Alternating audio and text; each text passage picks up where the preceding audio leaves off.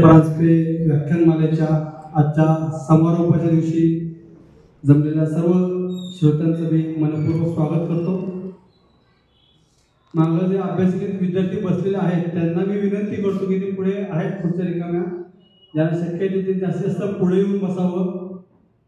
वक्त्यांमध्ये श्रोत्यांमध्ये जास्त अंतर नसलेलं कधीही चांगलं, त्यामुळे मी विनंती करतो की ज्यांना शक्य त्यांनी पुढे येऊन बसावं आणि आपापले मोबाईल सायलेंटवर ठेवावेत, नेहमीची सूचना।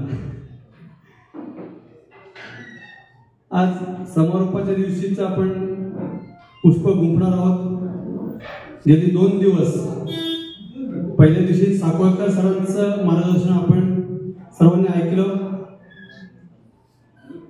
अभिजात मराठी म्हणजे काय आणि त्यासाठी किती प्रयत्न केले गेले, त्याच्यातून किती अभ्यास त्या निमित्ताने केला गेला याची माहिती आपल्याला सविस्तर त्या दिवशी मिळाली।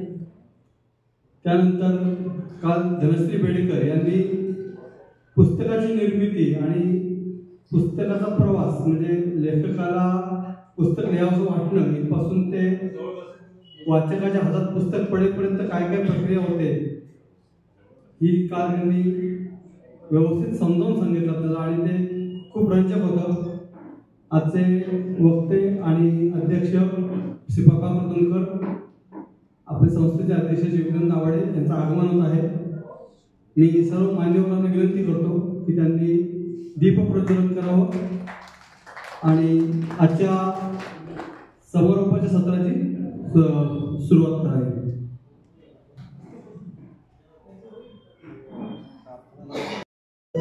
आपली आजची अभ्यासिकेची प्रार्थना आपण इथे 6 वाजता म्हटली जाते।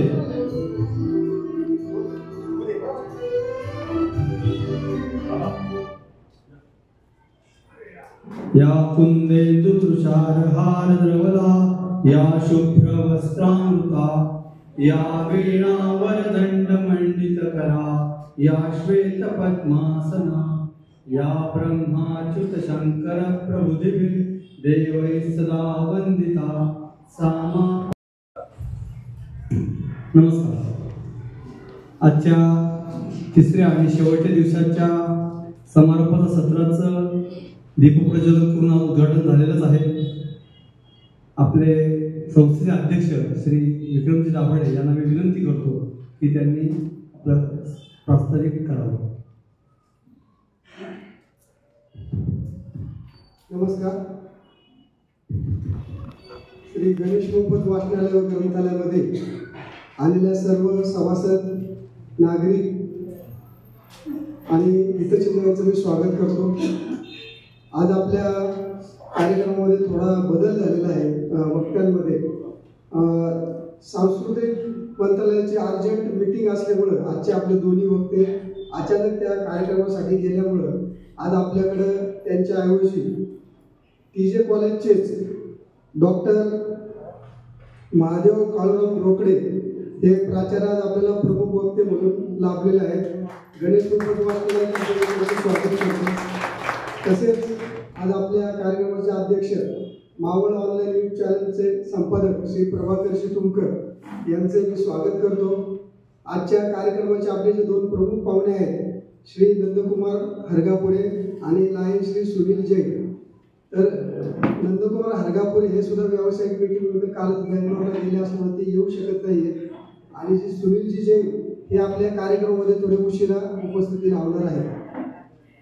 बाकी आजच्या कार्यक्रमासाठी 3 दिवस पत्रकारांनी सर्व उपस्थिती लावली, याची प्रसिद्धी पण केलेली आहे। गोपाळे गुरुजी, मनोहर दाभाडे, नंतर विवेकजी इनामदार आणि तसेच सगळे पत्रकार या सर्वांचं मी स्वागत करतो।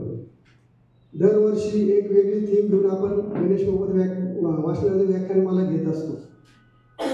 या वर्षीची थीम आपल्या मराठी भाषेला अभिजात दर्जा मिळाला हे आपल्याला ठाऊकच आहे। तर ती थीम घेऊन 3 दिवसाचं व्याख्यान आपण आयोजित केलं होतं।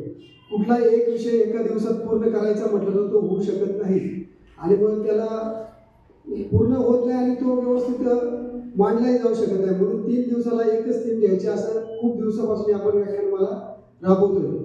गेले जवळजवळ 40 वर्षापासून आपण ॲडव्होकेट दादासाहेब परांजपे व्याख्यानमाला इथं गणेश पेपर वाचनालयामध्ये लावतो.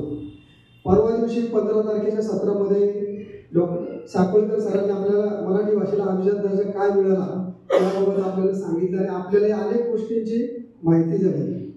त्यानंतर कालच्या सत्रामध्ये प्रवास पुस्तकाच्या या विषयावर धनश्री बेडेकर यांनी आपल्याला व्याख्यान दिलेलं आहे. मराठी भाषेसाठी आपल्याला काय काय करायला पाहिजे किंवा काय काय जाणून बुजून गोष्टी करायला पाहिजे या सगळ्या गोष्टीची आपल्याला कल्पना आली. एखादं पुस्तक हातामध्ये घेतल्यानंतर ते 200 रुपयाचे 300 रुपयाचे छोटं आहे मोठे याच्यापेक्षा त्या पुस्तकाचा काल आपण प्रवास बघितला. त्याच्या जन्मापासून तर ते वाचकांच्या हातापर्यंत पडेपर्यंत आणि वाचेपर्यंत त्या पुस्तकाचा प्रवास त्याच्या मागची मेहनत या सगळ्या गोष्टींचा काल आपण उभाभू केला आणि पुस्तकाची किती किंमत असते काय असते आपल्याला त्यातनं जाणवलेलं आहे. आपण या व्याख्यानमालेचं आयोजन करताना मागच्या महिन्यामध्ये पुण्यामध्ये जे पुस्तक प्रदर्शन झालं होतं ते पुस्तक प्रदर्शन भरवण्यामध्ये राजेश पांडे, संजय चाकणे आणि आजचे आपले वक्ते सगळे त्याच्यामध्ये उपस्थित होते किंवा त्यांनी ते सगळं घडवून आणलं होतं पुस्तकांचं प्रदर्शन. जसा पुस्तकाचा प्रवास असतो त्याचा जन्म असतो त्याचा प्रवास असतो सगळं असतं तसं एक मानवी जीवनात सुद्धा मला वाटतं एक माणसाचं एक आयुष्य जन्मापासून तर पुढे पुढे जात असते. एक ठराविक वयानंतर त्याला काय काय गोष्टी कराव्या वाटत असतात काही त्याच्या आयुष्यात पूर्ण होत असतात. आता आपल्या प्रयागराजमध्ये 144 वर्षांनंतर आलेला कुंभमेळा योग चालू आहे आणि योगायोग म्हणून किंवा काय बोलूया पण मागच्या महिन्यात जो पुण्यात पुस्तकांचं प्रदर्शन झालं तर ते पुस्तकांचा एक कुंभमेळाच त्याला म्हणता येईल असं मला वाटतं. आणि त्या कुंभमेळ्याचा सगळा पुस्तकांचा जो झाला त्यातले वक्ते आज आपण आपल्या इथं व्याख्यानमालेसाठी आपण बोलवलेले आहे. अशी एक थीम घेऊन आपण व्याख्यानमाला ही अनेक वर्ष चालत असतो. 3 दिवस गणेश मोहम्मद वारल्याची माहिती मी आपल्याला पुन्हा सांगत असतो. दररोज वेगवेगळे प्रेक्षक किंवा नागरिक उपस्थित असतात. 1919 साली स्थापन झालेली आपले गणेश मोहम्मद वारले ही संस्था 1960 साली तळेगावमध्ये आली.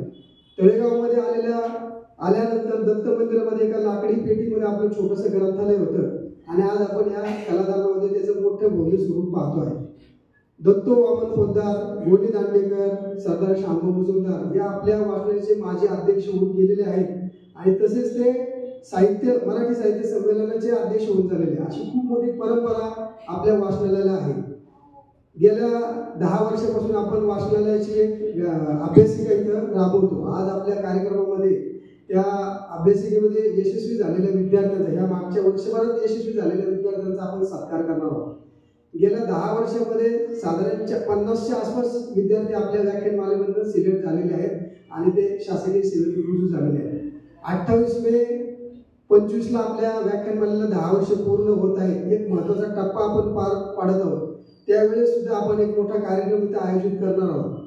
या व्याख्यानमालेच्या निमित्त काल आपण बघितलं की आम्ही जी थीम घेतली किंवा तो विषय मांडला तर या 2-3 दिवसाच्या व्याख्यानात मराठीसाठी काय केलं पाहिजे. काल आपल्या भाषणामध्ये आपल्याला जर 100 वर्ष पूर्ण केलेली महाराष्ट्रात 4-5च ग्रंथालय आहे त्याच्यापैकी एक आपलं ग्रंथालय आहे. 43,000 पुस्तकं आपल्या वाचनालयामध्ये आहेत पण त्याच्यापेक्षा जास्त पुस्तके असलेली ग्रंथालयांची काल आपल्याला माहिती मिळाली. वेगवेगळे उपक्रम चालतात ते माहिती झाले. या व्याख्यानमालेच्या निमित्ताने आम्हाला आयोजकांना बऱ्याच काही गोष्टी शिकायला मिळाल्या. एखादी गोष्ट न होण्यामागे मोबाईल आहे किंवा अन्य काही कारण आहे हे काही सांगण्यापेक्षा त्याच्याकडे ते होईल कसं या दृष्टिकोनातून बघून ते पूर्ण करणे ही एक आता आम्ही आमची जबाबदारी समजतो. बालवाच्य कसे वाढतील, पुस्तक वाचणारे विद्यार्थी कसे वाढतील किंवा स्पर्धा परीक्षांचा अभ्यास करून सिलेक्ट होणारे विद्यार्थी या दृष्टीने आम्ही आगामी काळात प्रयत्न करणार आहोत. आणि ह्या सगळ्याचाच भाग म्हणजे गेल्या 3 दिवसापासून मोठ्या संख्येनं इथं नागरिक उपस्थित होत आहेत. आपण सगळेजण वाचनाशी जोडले गेलेले आहातच म्हणूनच एवढे सगळेजण आपण उपस्थित राहतात. फक्त या सगळ्या गोष्टींचा मी परवाही म्हटलं होतं की वाचनालयाचे सभासद व्हा. सभासद झाल्यानंतर आपल्या संबंधित कोणी व्यक्ती असेल त्यांना सभासद करा. आम्ही नेहमी असा आग्रह करतो की आपल्या जवळच्या व्यक्तीला आपण जर काही वाढदिवसानिमित्त गिफ्ट देत असू तर ते वाचनालयाचे सभासद म्हणून त्यांना आपण गिफ्ट द्यावे असं आपल्याला सर्वांना आवाहन करतो. आणि सर्वांनी पुढच्या या वर्षीची मेंबरशिप आपण 1 एप्रिल 2025 ते 31 मार्च 26 मेंबरशिप आत्ताच चालू केलेली आहे. जे कोणी आता सभासद होतील त्यांचं सभासदत्व एप्रिलपासून पुढे चालू राहणार आहे. आणि आजच्या या प्रस्ताविकेच्या निमित्तानं आपल्या सर्वांना अशी विनंती करतो आणि आग्रह पण करतो थोडा की तुमचं खरंच आमच्यावर प्रेम आहेच, त्याच्याशिवाय मी उपस्थित राहणार नाही, पण थोडंसं अजून थोडा आग्रह असा करतो की आपण सर्वांनी गणेश प्रबोध वाचल्याचे सभासद व्हावं. धन्यवाद.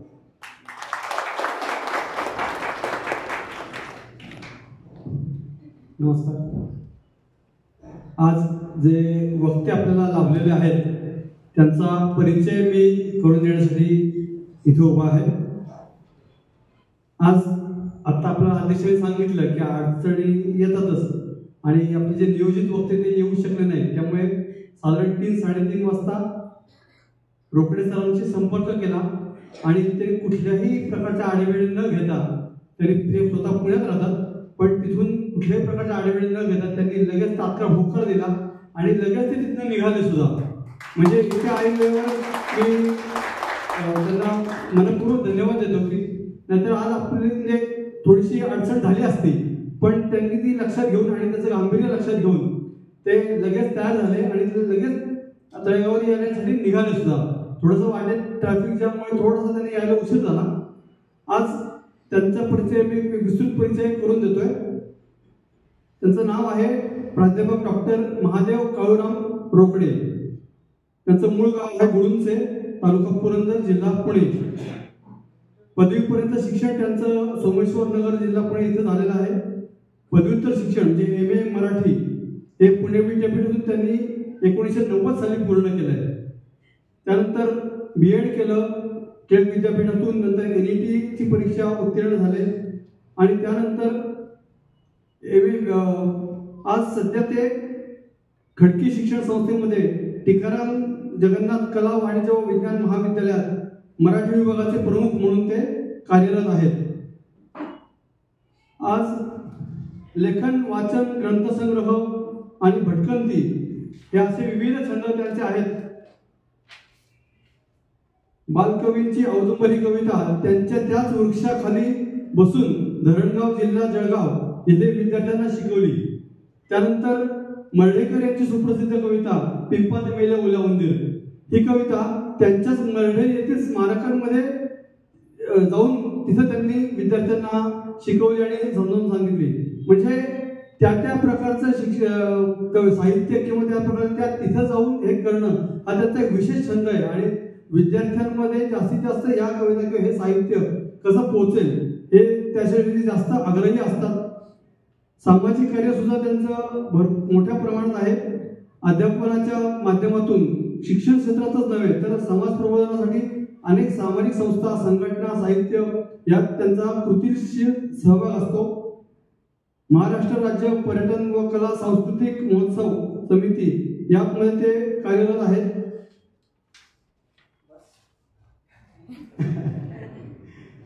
संस्थापक अध्यक्ष, कार्याध्यक्ष, परिवर्तन विचार मंच, पोलीस वार्ता, त्या पत्रकारांचं प्रतिनिधित्व, त्यानंतर असे अनेक शैक्षणिक सहली, उपक्रम, अनेक उपक्रम याच्यामुळे त्यांनी विशेष कार्य केलेलं आहे. आणि आदर्श शिक्षक पुरस्कार पुणे, पिंपरी चिंचवड, त्यानंतर साहित्य रत्न पुरस्कार, कविरत्न पुरस्कार, साहित्य भूषण पुरस्कार असे अनेक एकूण 28 पुरस्कार त्यांना आतापर्यंत मिळालेले आहेत. एक सुंदर असं व्यक्तिमत्व आपल्याला त्या निमित्ताने आज लाभलं आणि ते अनपेक्षित लाभलं. ते अडचण झाली होती पण त्या निमित्ताने का होईना एक चांगलं व्यक्तिमत्व त्या निमित्ताने आपल्या वाचनाच्या संपर्कात आलं. मी आमच्या अध्यक्षांना विनंती करतो की त्यांनी रोकडे सरांचा सत्कार करावा.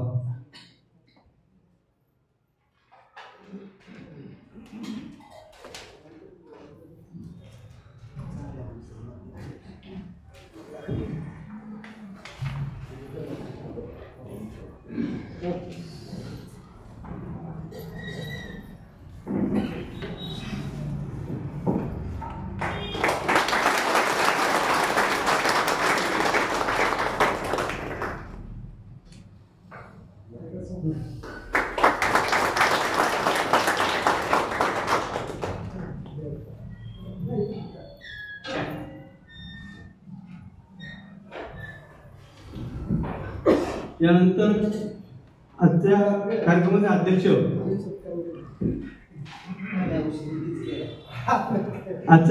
अध्यक्ष श्री प्रभाकर तुमकर सर अभ्यासू पत्रकार आहेत, स्वतः दैनिक प्रभातचे मावळ तालुक्याचे प्रतिनिधी म्हणून सध्या ते कार्यरत आहेत.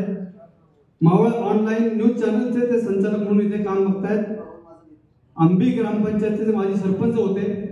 अनेक सामाजिक शैक्षणिक कार्यांमध्ये त्यांचा सहभाग असतो.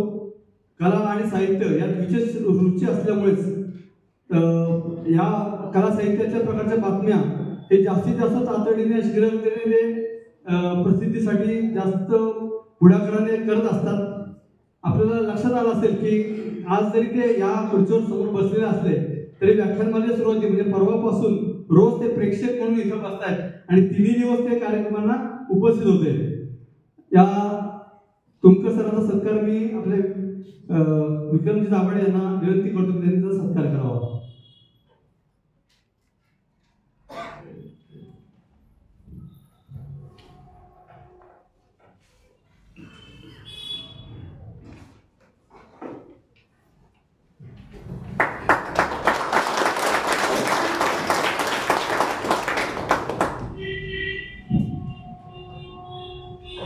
आताच उल्लेख झाल्याप्रमाणे आपल्या अभ्यासिका या आज 10 वर्ष यावर्षी पूर्ण होत आहेत. एक मोठा टप्पा आपण पार पाडतो आहोत आणि गेल्या या वर्षभरामध्ये अनेक विद्यार्थ्यांनी यशस्वीरित्या त्यांची कारकीर्द इथून अभ्यास करून पूर्ण केलेली आहे आणि त्यांच्या त्या पदावरती आता रुजू झालेले आहेत.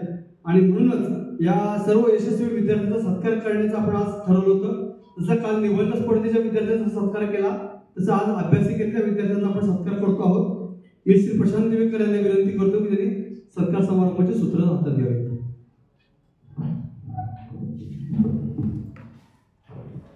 नमस्कार. 10 वर्षाच्या या कालखंडामध्ये आपल्या अभ्यासिकेतल्या यशवंतांची संख्या अर्धशतक पार पडून शतकाकडे वाटचाल करते आहे. कोणत्याही क्षेत्रात विद्यार्थी ज्यावेळी यशवंत होतो त्या दिवशी इथलं वातावरण खूप बघण्यासारखं असतं. जो विद्यार्थी यशस्वी झालेला आहे त्याचे सगळे मित्र आणि अभ्यासिकेत अभ्यास करणारे सगळे विद्यार्थी खाली जमा होतात. फटाक्यांची माळ लावली जाते, गुलाल उधळला जातो आणि त्याच वेळी संस्थेचा कोणीतरी पदाधिकारी येऊन त्यांचा सत्कार करतो. पण त्याचबरोबर समाजासमोर या सगळ्यांचं यश यावं यासाठी एका विशिष्ट कालावधीत यशवंत झालेल्यांचा सत्कार आपण आज करतो आहोत. आपण इथे आला असताना खाली तिथे फ्लेक्स लावलेला आहे. त्या फ्लेक्सवर 11-12 यशवंतांचे प्रतिमा तिथे आहेत. त्यापैकी काही जण आज इथे उपस्थित आहेत. पोलीस भरतीचे काही जण तिथे ट्रेनिंगसाठी आहेत, त्यामुळे त्यांचा आपण आज सत्कार करू शकत नाही. मला अतिशय अभिमानाने सांगावंसं वाटतं की आपल्या अभ्यासिकेमध्ये यशस्वी विद्यार्थ्यांच्या टीम तयार झाल्यात. म्हणजे उदाहरणार्थ पोलीस दलामध्ये 11 पेक्षा जास्त पोलीस आपले भरती झालेले आहेत. त्यांना सुपरवाइज करण्यासाठी 4 पेक्षा जास्त PSI आपल्या अभ्यासिकेने दिलेले आहेत. CA लोकांची क्रिकेटची टीम म्हणजे 11 पेक्षा जास्त CA आपले पूर्ण झालेले आहेत. अशापैकी जे आज आपले उपस्थित आहेत त्यांचा आपण इथं गौरव करूया. पहिल्या सत्कारार्थी प्रथमेश पवार. प्रथमेशला विनंती करतो त्यांनी पुढे यावं. प्रथमेश आपला तळेगावचा रहिवासी आहे. त्यांनी CA परीक्षा पूर्ण केलेली आहे. तो आता सध्या स्वतः DR बर्वे अँड सन्स कंपनीमध्ये त्याचा जॉब चालू आहे.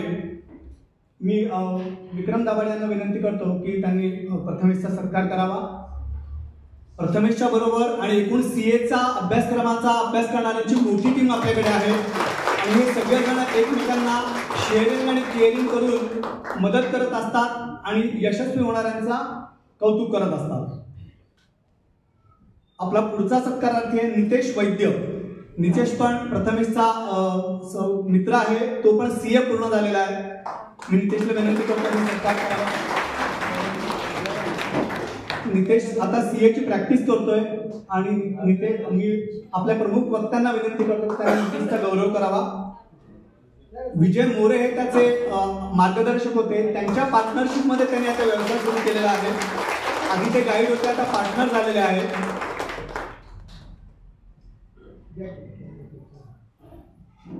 आपल्या अभ्यासिकेमध्ये CAच्या बरोबरच आरोग्य सेवेमध्ये लालू पोकरे सर हे यशस्वी झालेले आहेत. मी पोकरे सरांना विनंती करतो की त्यांनी आपला गौरव घ्यावा. मी आजचे अध्यक्ष तुमकर सर यांना विनंती करतो की त्यांनी पोकरे सरांचा गौरव करावा. आरोग्य सेवक म्हणून रायगड जिल्ह्यामध्ये त्यांचं सिलेक्शन झालेलं आहे. त्यांचं आता प्रोसेसमध्ये आहे. हे नियुक्तीपत्र येईल. आता सध्या त्यांची शिक्षक म्हणून ते नोकरी करतायत आणि त्याचबरोबर MPSCचा अभ्यास सुद्धा ते करतायत.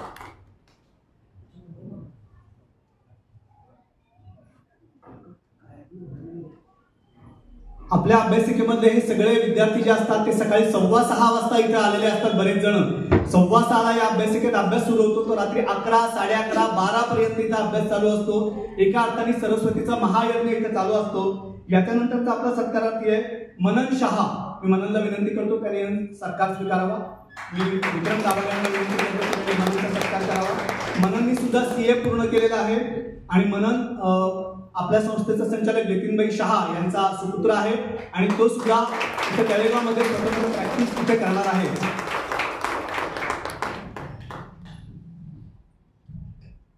आपल्या CAच्या मालिकेमध्ये आणखीन एक आकाश कुलकर्णी आज इथे आलेला नाहीये. आकाशच्या ऐवजी त्याचे वडील म्हणजे दिनेश कुलकर्णी हा गौरव स्वीकारणार आहेत. मी आपल्या वक्त्यांना विनंती करतो की त्यांनी दिनेशचा प्रातिनिधिक सत्कार करावा. आकाश ही सुद्धा CA पूर्ण केलेला आहे. भारत फोर्ज कंपनीमध्ये तो नोकरी करतोय. आज त्याची मीटिंग असल्यामुळे तो येऊ शकला नाही. त्याच्याऐवजी त्यांनी वडिलांना सत्कार स्वीकारण्याची विनंती केलेली आहे. आपल्या CAची मोठी टीम झाली आहे त्यामुळे आपल्या संस्थेला पुढच्या काळामध्ये ऑडिटची कुठलीही चिंता पडणार नाही याच्याविषयी आम्ही एकदम खात्री बाळगतो. आणखीन एक आपली विद्यार्थिनी आहे रचिता मुनी. ती रेल्वेमध्ये तिचं सिलेक्शन झालेलं आहे. तिने निरोप दिलेला आहे की मी थोडी उशिरा येते कारण आजच तिचं अपॉइंटमेंटचं लेटर आलेलं आहे आणि ते कलेक्ट करण्यासाठी मुंबईला गेलेली आहे. ती कार्यक्रम संपता आली तर तिचा आपण गौरव करणार आहोत. त्याच्या व्यतिरिक्त मगाशी सांगितल्याप्रमाणे फ्लेक्सवर जे सगळे मी मान्यवरांना विनंती करतो त्यांनी बसून घ्यावं. हे सगळे यशवंत आज खरं अपेक्षित होते. आपण सगळेजण जरी ते नाही आहेत तरी त्यांचा आपण टाळ्या वाजवून गौरव करूया. त्यांच्या भावी यशासाठी त्यांना शुभेच्छा देऊया. धन्यवाद.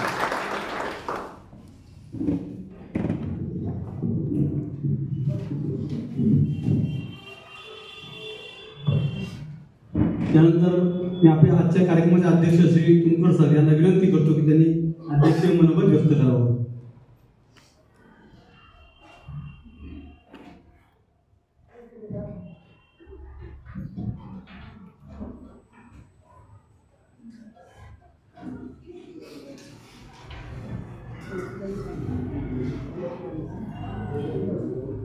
नमस्ते.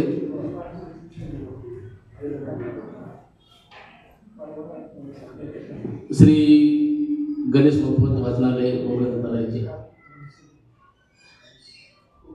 या कार्यक्रमाचे प्रमुख वक्ते खडकी येथील TJ कॉलेजचे प्राध्यापक डॉक्टर महादेवजी रोकडे, त्याचबरोबर वाचनालयाचे अध्यक्ष विक्रमजी दाभाडे आणि समोर बसलेले सर्व वंदनीय आदरणीय व्यक्ती, त्यामध्ये नूतन महाराष्ट्र विद्याप्रसारक मंडळाचे संचालक, ज्येष्ठ पत्रकार, आमचे मार्गदर्शक सन्माननीय गोपाळ गुरुजी, त्याचबरोबर पुणे सिटीचे मुख्य संपादक मावळांचे मार्गदर्शक, आमचे मार्गदर्शक सन्माननीय विजय इनामदार सर, त्याचबरोबर इंद्रायणी विद्यामंदिर संस्थेतील महाविद्यालयाचे मराठी विभागाचे प्राध्यापक संदीपजी कांबळे सर, आदरणीय श्रीकृष्ण पुरंदर सर, त्याचबरोबर मुळे सर आणि सर्वच वंदनीय माता भगिनी आणि विद्यार्थी मित्रांनो, आजच्या या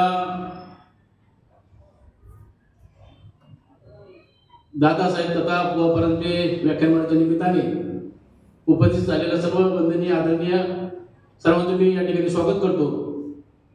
तसं पाहिलं तर आज या मावळ तालुक्यामध्ये विविध ठिकाणी व्याख्यानमाला होत असतात. वडगाव मावळ येथील मावळ विचार मंचाच्या माध्यमातून सरस्वती व्याख्यानमाला असेल, त्याचबरोबर तळेगावमधील इंद्रायणी विद्या मंदिर संस्थेच्या महाभूषण कृष्ण वेगळे व्याख्यानमाला असेल. त्याचबरोबर तळेगावमधील स्वामी विवेकानंद संतोषजी खांडे यांच्या माध्यमातून व्याख्यानमाला भरवली जाते. आणि आपल्या श्री गणेश वाचनालयाच्या वतीनं दादासाहेब तथा परांजपे व्याख्यानमालेचे आयोजन केलं जातं. अर्थात मी अध्यक्ष म्हणून मला मोठा गौरव वाटतो, माझं भाग्य मी समजतो की मला या ऐतिहासिक अशा व्याख्यानमालेचा अध्यक्ष म्हणून निवडलं. खरं तर मी तेवढ्या उंचीचा नाही, पण मला सभासद केलं तरी मला आनंद वाटेल.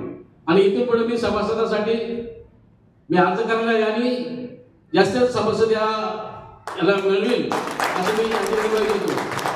तसं पाहिलं तर हा जो व्याख्यानमालेचा कार्यक्रम आपण या ठिकाणी आयोजित करतोय, ऐतिहासिक असं व्याख्यानमाला या ठिकाणी म्हटली जाते. या व्याख्यानमालेचं तसं पाहिलं तर वेगळं पण हे स्वातंत्र्यपूर्व काळामध्ये स्थापन झालेले व्याख्यानमाला वाचनालय. आणि गेले अध्यक्षांनी सांगितले गेले 40 वर्षापासून आपण व्याख्यानमाला सुरू करतोय. या वाचनालयासाठी अनेक स्वातंत्र्यपूर्व काळापासून म्हणजे लोकमान्य टिळक आणि महात्मा गांधी म्हणजे लोकमान्य टिळकांचा अस्ताचा पर्व आणि महात्मा गांधींचं उगमाचं पर्व अशा कालावधीमध्ये हे वाचनालय सुरू झालेलं आहे. आणि अशा वाचनालयाच्या आयोजित व्याख्यानमालेचं मला अध्यक्षपद दिलं मी माझं भाग्य समजतो. तसं पाहिलं तर दत्तो वामन पोद्दार, गोनी दांडेकर, आबासाहेब मुजुमदार, दादासाहेब परांजपे, सुरेशभाई शाह, मधुकर मेढी, तुकाराम वाडेकर, बाळासाहेब गोरे, वसंतराव डंबे, बाळासाहेब बारमुख आदी मान्यवर यांनी या वाचनालयाचं अध्यक्षपद भूषवलेलं आहे. त्याचबरोबर ही जी व्याख्यानमाला सुरू केली आहे, अनेक वक्त्यांनी या ठिकाणी हजेरी लावून अनेक व्याख्याने केली आहेत. त्यामध्ये विश्वास पाटील असतील, सुहास शिरवळकर असतील, अशोक गुळबले असतील, अविनाश धर्माधिकारी असतील, सुधीर गाडगे, यमाजी मालकर, डॉक्टर रामचंद्र देखणे, त्याचबरोबर शंकर आंबेडकर अशा अनेक मान्यवर या ठिकाणी व्याख्याने दिलेले आहेत. तसं पाहिलं तर सुमारे 40 वर्षापासून व्याख्यानमालेचे जे आयोजन करण्यात आलेले आहे, या व्याख्यानमालेमुळं येथे अनेक विचारांचा जागर होऊन या निमित्ताने तळेगावची जी वैचारिक भूमी आहे, ऐतिहासिक भूमी आहे, जी सांस्कृतिक भूमी आहे, त्या भूमीचा अधिक कसदार होण्यासाठी या व्याख्यानमालेचे महत्त्व मोठे आहे. तसं पाहिलं तर शब्दामध्ये संपत्ती निर्माण करण्याचं सामर्थ्य असतं. त्यामुळं शब्दांचं मानवी जीवनातील महत्त्व अनन्य साधारण असून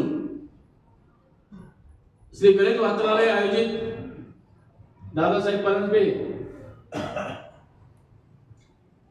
व्याख्यानमाला या व्याख्यानमालेच्या या स्तुत्य उपक्रमामुळे हे शब्दधन लोकांमध्ये सहज पोहोचणार आहे. अर्थात संत तुकाराम महाराज म्हणतात, अमा घरी धन शब्दाची जगतले, शब्दाची शस्त्रे यत्न करू, शब्दाचे आमच्या जीवीचे जीवन, शब्दे वाटो धन जन लोका, तुका म्हणे पहा शब्दाची देव, शब्दाची गौरव पूजा करू.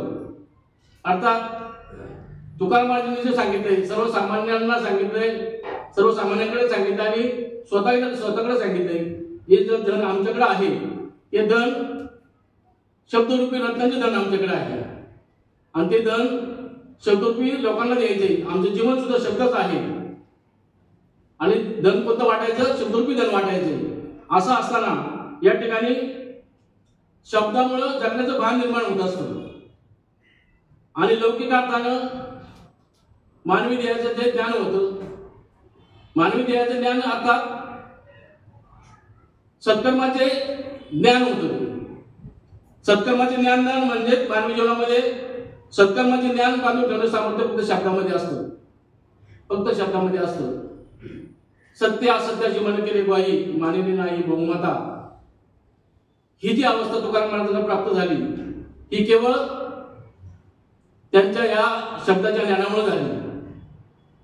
खरोखर या शब्दरूपी ह्या ज्ञानामुळं हे समाजातील प्रत्येक घटकाकडे जे समाज शब्द आहे त्या शब्दामुळे मनुष्य बुद्धीला धाक, समृद्धीता अशी प्राप्त होते. म्हणून मला ते यावेळी एकच सांगायचंय की आपण प्रत्येक जणांनी जाताना बाहेर पडताना शब्द रूपी घेऊन बाहेर जावं असे मी शुभेच्छा देतो. आणि या ठिकाणी जाता जाता मला व्याख्यान द्यायचे नाही, परंतु आपल्या सर्वांचे मार्गदर्शक या ठिकाणी व्याख्यानासाठी आलेले डॉक्टर देवादिदेव महादेव या ठिकाणी वाचाल तर वाचाल या विषयावरती व्याख्यान देतील. परंतु मला जाता सुचलंय की ग्रंथ वाचल्याने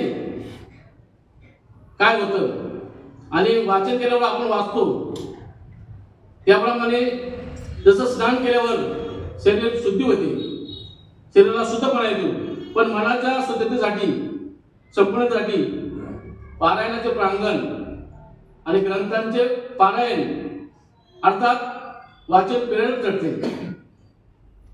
आपट्याच्या पानानं दसरा साजरा होतो, आपट्याच्या पानानं दसरा, आंब्याच्या पानानं पाडवा हा साजरा केला जातो. पण उभं आयुष्य साजरा करण्यासाठी उत्तम ग्रंथाचीच पाने उपयोगात पडू शकतात. खरोखर पानटपरीवरील जी खाऊची पाने असतात ती जीभ रंगवतात, ग्रंथाची पाने जगणं रंगतदार करतात.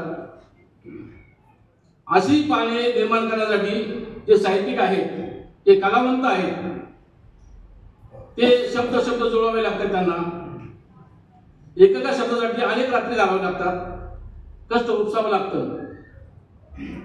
म्हणून त्यानंतर कुठेतरी वाचकांना सुमधुर फळे चाखायला मिळतात. शेवटी कलेची निर्मिती ही कलावंतांच्या अथक तपस्येची फलश्रुती असते. तसं पाहिलं तर ही फलश्रुती प्राप्त करण्यासाठी आम्ही सर्वजण आसूसलेलो आहोत. आपल्यासारख्या गुणवंत आणि ज्ञानवंत व्यक्तीची फलश्रुती ऐकण्यासाठी आम्ही थांबलोय. पुन्हा एकदा मी आपल्या वाचनाच्या अध्यक्ष आणि सर्व पदाधिकाऱ्यांचं मी धन्यवाद मानतो आणि थांबतो. जय हिंद.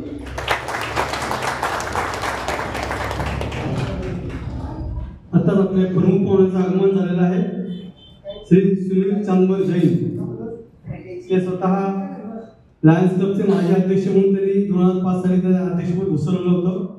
त्यानंतर आता सध्या उमंग मेडिकल मॉल ते संचालक आहेत. त्यानंतर लायन्स क्लबची जिम, त्यानंतर नानानानी पार्क, रुग्ण साहित्य वाटप अशा मोठ्या प्रोजेक्टमध्ये त्यांचा सिंहाचा वाटा होता. आणि कालच आपल्याला जे सगळे लायन्सचे व्यक्ती आल्या होत्या आपल्या मान्यवर चंद्रकांत भिडे, नंदकुमार हरगापुरे, दिनेश मेहता यांच्याबरोबरच सुनील जैन यांचाही या सगळ्या कार्यामध्ये मोठा सिंहाचा वाटा आहे. मी त्यांचा सत्कार करण्याची विनंती आमचे अध्यक्ष श्री विक्रम दाभाडे यांना करतो की त्यांनी सुनील जैन यांचा सत्कार करावा.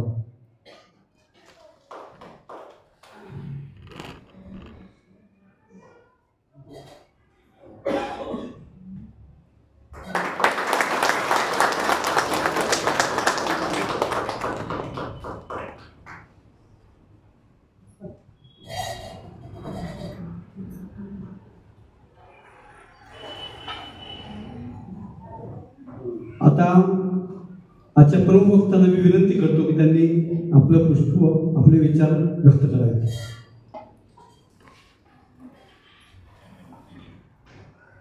मी 6:15 आलो आणि बाकीच्या सगळ्या औपचारिकता पूर्ण करता करता 7 वाजले. तर मी आहे प्राध्यापक. नव्या राष्ट्रीय शैक्षणिक धोरणामध्ये संदीपजी आपलं 48 मिनिटाचं लेक्चर 60 मिनिटाचं केलेलं आहे. NEP नावाचा प्रकार आला, राष्ट्रीय शैक्षणिक धोरण. त्यात मी प्राध्यापक आहे म्हटलं ना, म्हणजे शिक्षक आणि प्राध्यापकांच्यात काय फरक आहे? तर सोपा विषय, अवघड विषय सोपा करून सांगतो तो शिक्षक, सोपा विषय अवघड करून सांगतो ना तो प्राध्यापक. त्याच्यात एकदा आमचा टोल, सगळेच आम्ही करत नाही असं, पण विनोदाचा भाग थोडासा, माझा स्वभाव विनोद, मलाच एवढ्या तुमच्या ज्येष्ठांपुढे तिथं बसताना मी घाबरून गेलो, त्यामुळे मला थोडंसं हलकं व्हायचंय, निवांत बोलतोय. त्यामुळे मी तुम्हाला सांगितलं की शेवटी कसं आहे की एकदा वर्गात आम्ही प्राध्यापक आहोत, एकदा वर्गात टोल झाला की दुसरा टोल होईपर्यंत मध्ये जे टोलवाटोलवी करतो आम्ही ते आपला ज्यांनी महाविद्यालयीन कालखंड अनुभवला त्यांना माहीतच आहे. त्यात मी मराठीचा प्राध्यापक, मी थांबतच नाही, म्हणजे थांबवा मला, कारण 7 वाजले आपलं वय पाहता, म्हणजे माझंही वय पुढच्या वर्षी मी रिटायर होतोय, त्यामुळे आपण पुढच्या वर्षी मी इथेच बसणार आहे ज्येष्ठ नागरिकांचं.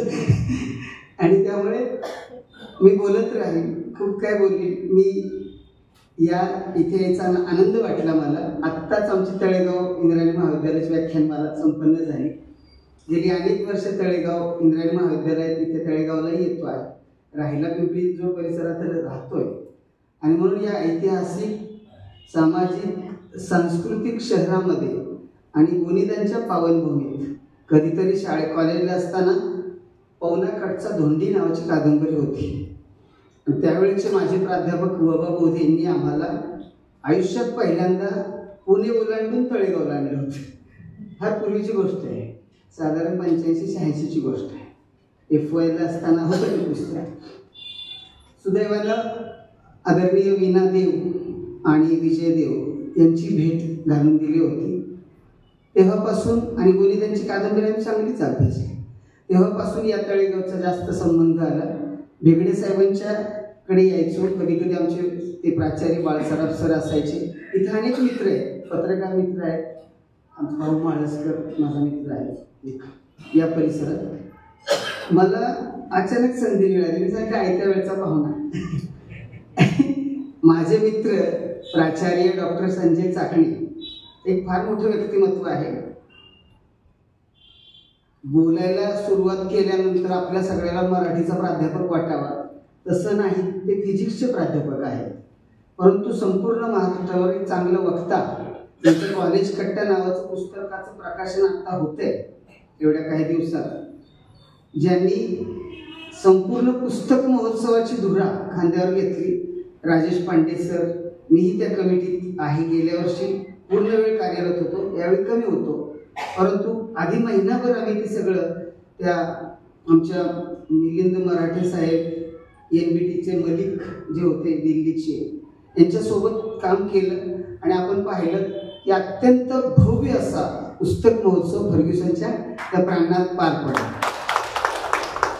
इतकी पुस्तकं, म्हणजे मला आठवतंय की ते आमच्याच संस्थेनं, खडकी शिक्षण संस्थेनं, त्या जवळजवळ 7,000 पुस्तकामध्ये मोदी साहेबांचं जे पुस्तक आहे त्या पुस्तकामध्ये 7,000 पुस्तकामध्ये तो भारत आम्ही तयार केला आणि आमची संस्था गिनेस बुकमध्ये गेली.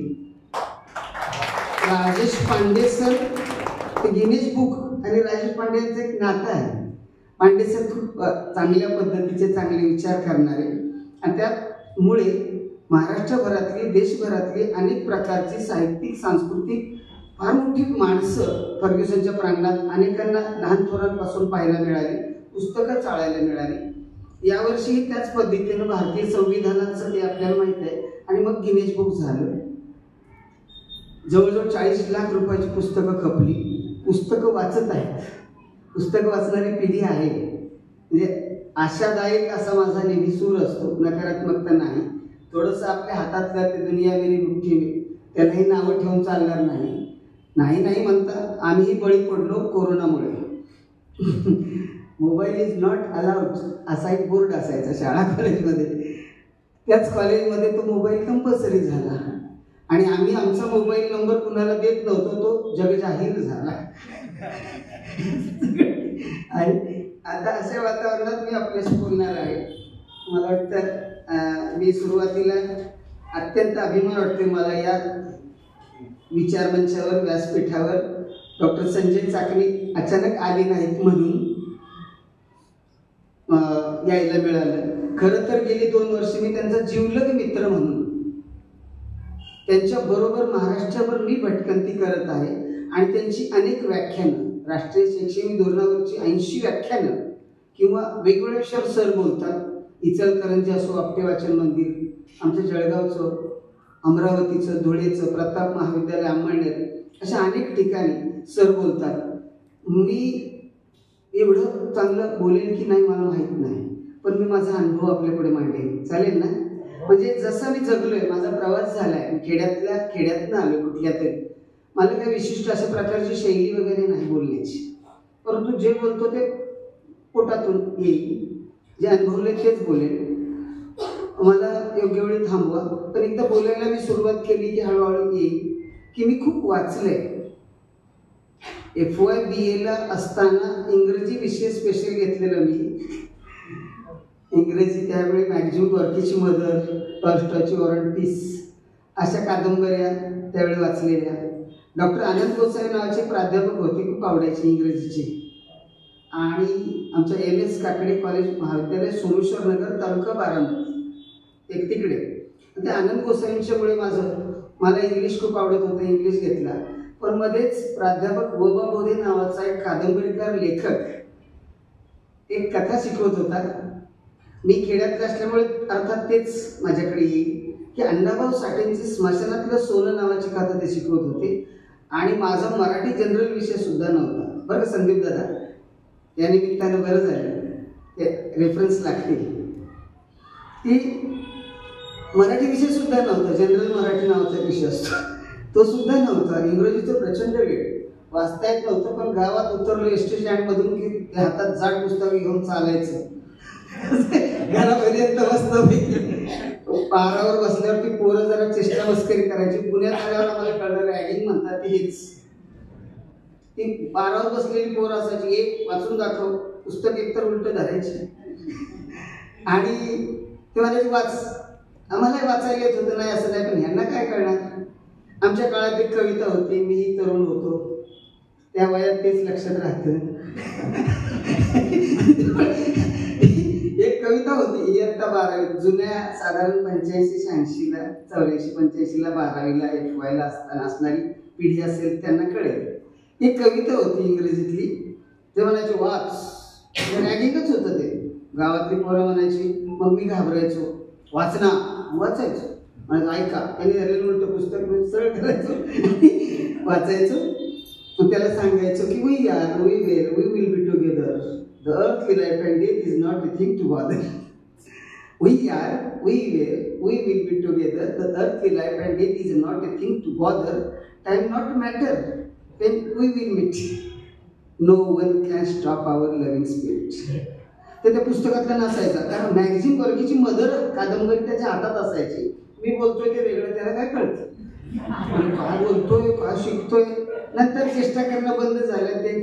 त्यांच्या प्रेरणामुळे, प्रोत्साहनामुळे फार हुशार आहे बरं का, फार हुशार आहे बरं का, खरंच मी प्राध्यापक झाले असं काहीतरी आहे. आता दुसरं महत्वाचं म्हणजे BA झालो, पुणे विद्यापीठात आलो मी. बोधे सरांच्याकडून मराठी घेतला. शिक्षक कसा असावा माझ्यातही थोडंसं आहे. माझं भाग्य आहे की काही लिहिलं नाही फारसं, पण विद्यार्थी अनेक घडवले. आज महाराष्ट्रात वेगवेगळ्या ह्याच्यावर खूप चांगले मोठे विद्यार्थी 33 वर्ष शिक्षण क्षेत्रात आहे. 34 वर्ष झाली म्हटलं तर. आणि हे सगळं करत असताना काही ना त्या विद्यार्थ्यांच्यावर प्रेम केलं. कंपनीत कामाला असतं तर जॉबवर प्रेम करावं लागलं असतं. इथे जिवंत हृदय होते समोर, आणि म्हणून मीही तरुण राहिलो, चैतन्यदायी राहिलो. कंपनीत म्हातारं झालं असतं, म्हातारं दिसलं असतं. इथं तरुण राहिलं, कारण सतत ती तरुण हृदय समोर होते. आणि त्यामुळे मराठीचा प्राध्यापक, त्यात कवी जोरात असायचं.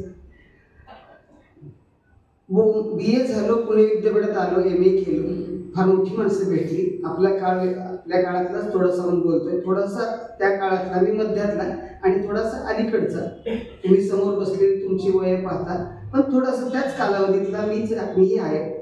मी ते बोलणार आहे, माझ्या मनातली खंतही बोलणार आहे की फार मोठी दिग्गज प्राध्यापक आम्हाला भेटले. Doctor Mushri Kanade, doctor Kalyan Kale, doctor Suraj Sunilkar sir, doctor Pradeep Punde, doctor Arvind Vaman Kulkarni, अशी अनेक मोठी माणसं, डॉक्टर गण्णा जोगळेकर.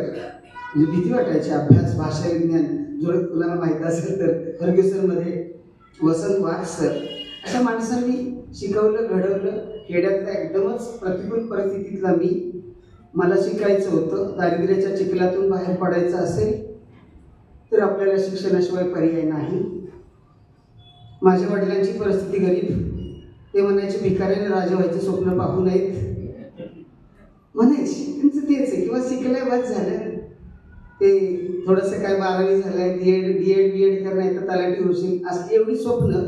आणि माझं स्वप्न लहानपणी खूप मोठं होतं की अलीकडे मोबाईलला स्टेटस ठेवावं. त्या काळात मोबाईल नव्हता, नाहीतर ठेवलं असतं की खाईन तर तुपाचीच, नाहीतर राहील उपासीच. वडिलांना मी बोलू शकत नव्हतो उलट्या, पण माझा भाऊ काळजी करू नका, एक दिवस तरी मी नक्कीच मोठा होईल, माझ्यावर विश्वास ठेवा, तुझं तू कर. म्हणून मी पुणे विद्यापीठात आलो. खूप वाचलंय. म्हणजे माझं शिक्षणच असं झालं की मी MA झालो, 12 वाजता 2 वाजता प्राध्यापक झालो. आमच्या काळात नोकऱ्या सहज म्हणजे होत्याच. मला माहित होतं 100% नोकरी. 18 विदाऊट इंटरव्ह्यू ऑर्डर्स माझ्या हातात होत्या. मला नोकरी लागल्याचा आनंद. पहिली नोकरी फर्ग्युसन महाविद्यालयात जोगळेकर सरांच्या त्या नजरेला नजर न देणारा मी आणि त्यांच्याच मराठी विभागात. 92ला मी लगेच MPSC परीक्षा पास झालो. 93ला UGCची नेट सेट, आता तुम्ही म्हणता ना तुम्ही नेट, राष्ट्रीय प्राध्यापक पात्रता परीक्षा उत्तीर्ण झालो. परंतु MPSC जॉईन करताना तहसीलदारचं जॉईनिंग सुरुवातीला असतं. आम्हाला काही गायडन्स नव्हता खेड्यातला. आता आम्ही MPSCला शिकवतो, पेपर वगैरे काढणार, आता नाही काढत पण होतो कधीतरी पेपर सेटर. सुमतीताई पाटील असताना लोकसेवा आयोगाच्या अध्यक्षा. परंतु मला कळलंच नाही. मला एकच कळत होतं की आपल्या वर्गातले सर जसं फडाफडा बोलतात ना तसं पोरांच्या पुढे उभं राहून कधीतरी बोलायचं, एवढे एक स्वप्न घेऊन मी प्राध्यापक झालो. काळ गेला, खूप वाचले, भयानक वाचले, पुस्तकांनीच जगवले, पुस्तकांनीच आत्महत्येपासून मला परावृत्त केलेले आहे. पुस्तकं नसती तर आजही मी नसतो. इतक्या वर्षानंतर जिन्यात पुस्तकं, गाडीत पुस्तकं, पायऱ्यात पुस्तकं, कॉलेजमध्ये पुस्तकं, राहायला घर नसलेला मी गेली जवळजवळ 3 महिने मी शिवाजीनगर रेल्वे स्टेशनवर पेपर टाकून झोपत होतो वर्तमानपत्राचा. तो आज मी माझं पुस्तकांसाठीचं प्रशस्त घर आहे. म्हणजे पुस्तकासाठी एक फ्लॅट आहे आणि पुस्तकच पुस्तकं आहे. पुस्तकं प्रचंड आहे. ती येतात जातात, कुणी घरी आलं तरी भेट दे, काही जण घेऊन जातात, येतच नाही. कधी अचानक घरी गेलं की अंदाजे आपण गोळी मारायच्या, ते 4-5 पुस्तकं तुमच्याकडे तेवढी द्या ना, तेव्हा 4-5 नाही 11-12 पुस्तकं घेऊन जा सर. अशी पुस्तकं जात राहिली, येत राहिली, जात राहिली, येत राहिली. मराठीवर प्रचंड मी प्रेम करतोय, मनापासून करतोय. चांगलं लिहिलं नसलं तरी चांगलं कळतं, चांगली कविता लिहिली नसली तरी चांगली कविता कळते. जे काय आहे ते मनापासून शिकवत राहिलो.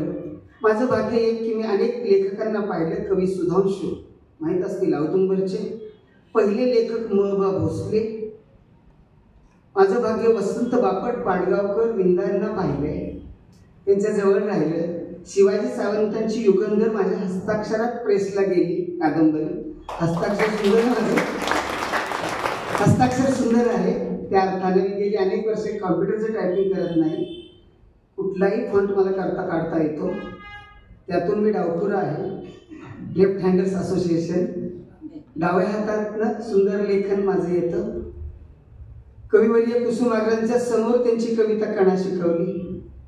तात्यांच्या समोर तात्यांच्या डोळ्यात मी पाणी पाहिलंय, कारण ते त्यातला कधीतरीचा विद्यार्थी मी होतो आणि नंतरचा शिक्षकही मीच होतो. ओळखलत का सर मला पावसात आला कोणी, कपडे होते कर्दमलेले केसावरती पाणी, क्षणभर बसल्यानंतर हसला बोलल्यावरती पाहून, गंगामाई पाहुणे आली गेली घरट्यात राहून, माहेर वाशिन पोरीसारखी 4 भिंतीत नाचली, मोकळ्या हाती जाईल कशी बायको मात्र वाचली. असं तू सांगतोय गोष्ट सरांना, बरोबर. महापुरात घर वाहून गेले, सगळं गेलं पण बायको वाचली. तिला घेऊन सर लढतो आहे, चिखलगाळ काढतो आहे. आता हे करता करता ती परिस्थिती अशी की एरवी आपलं म्हणता येतं काळजी करू नको, ऑल दी बेस्ट, मी तुझ्या पाठीशी आहे.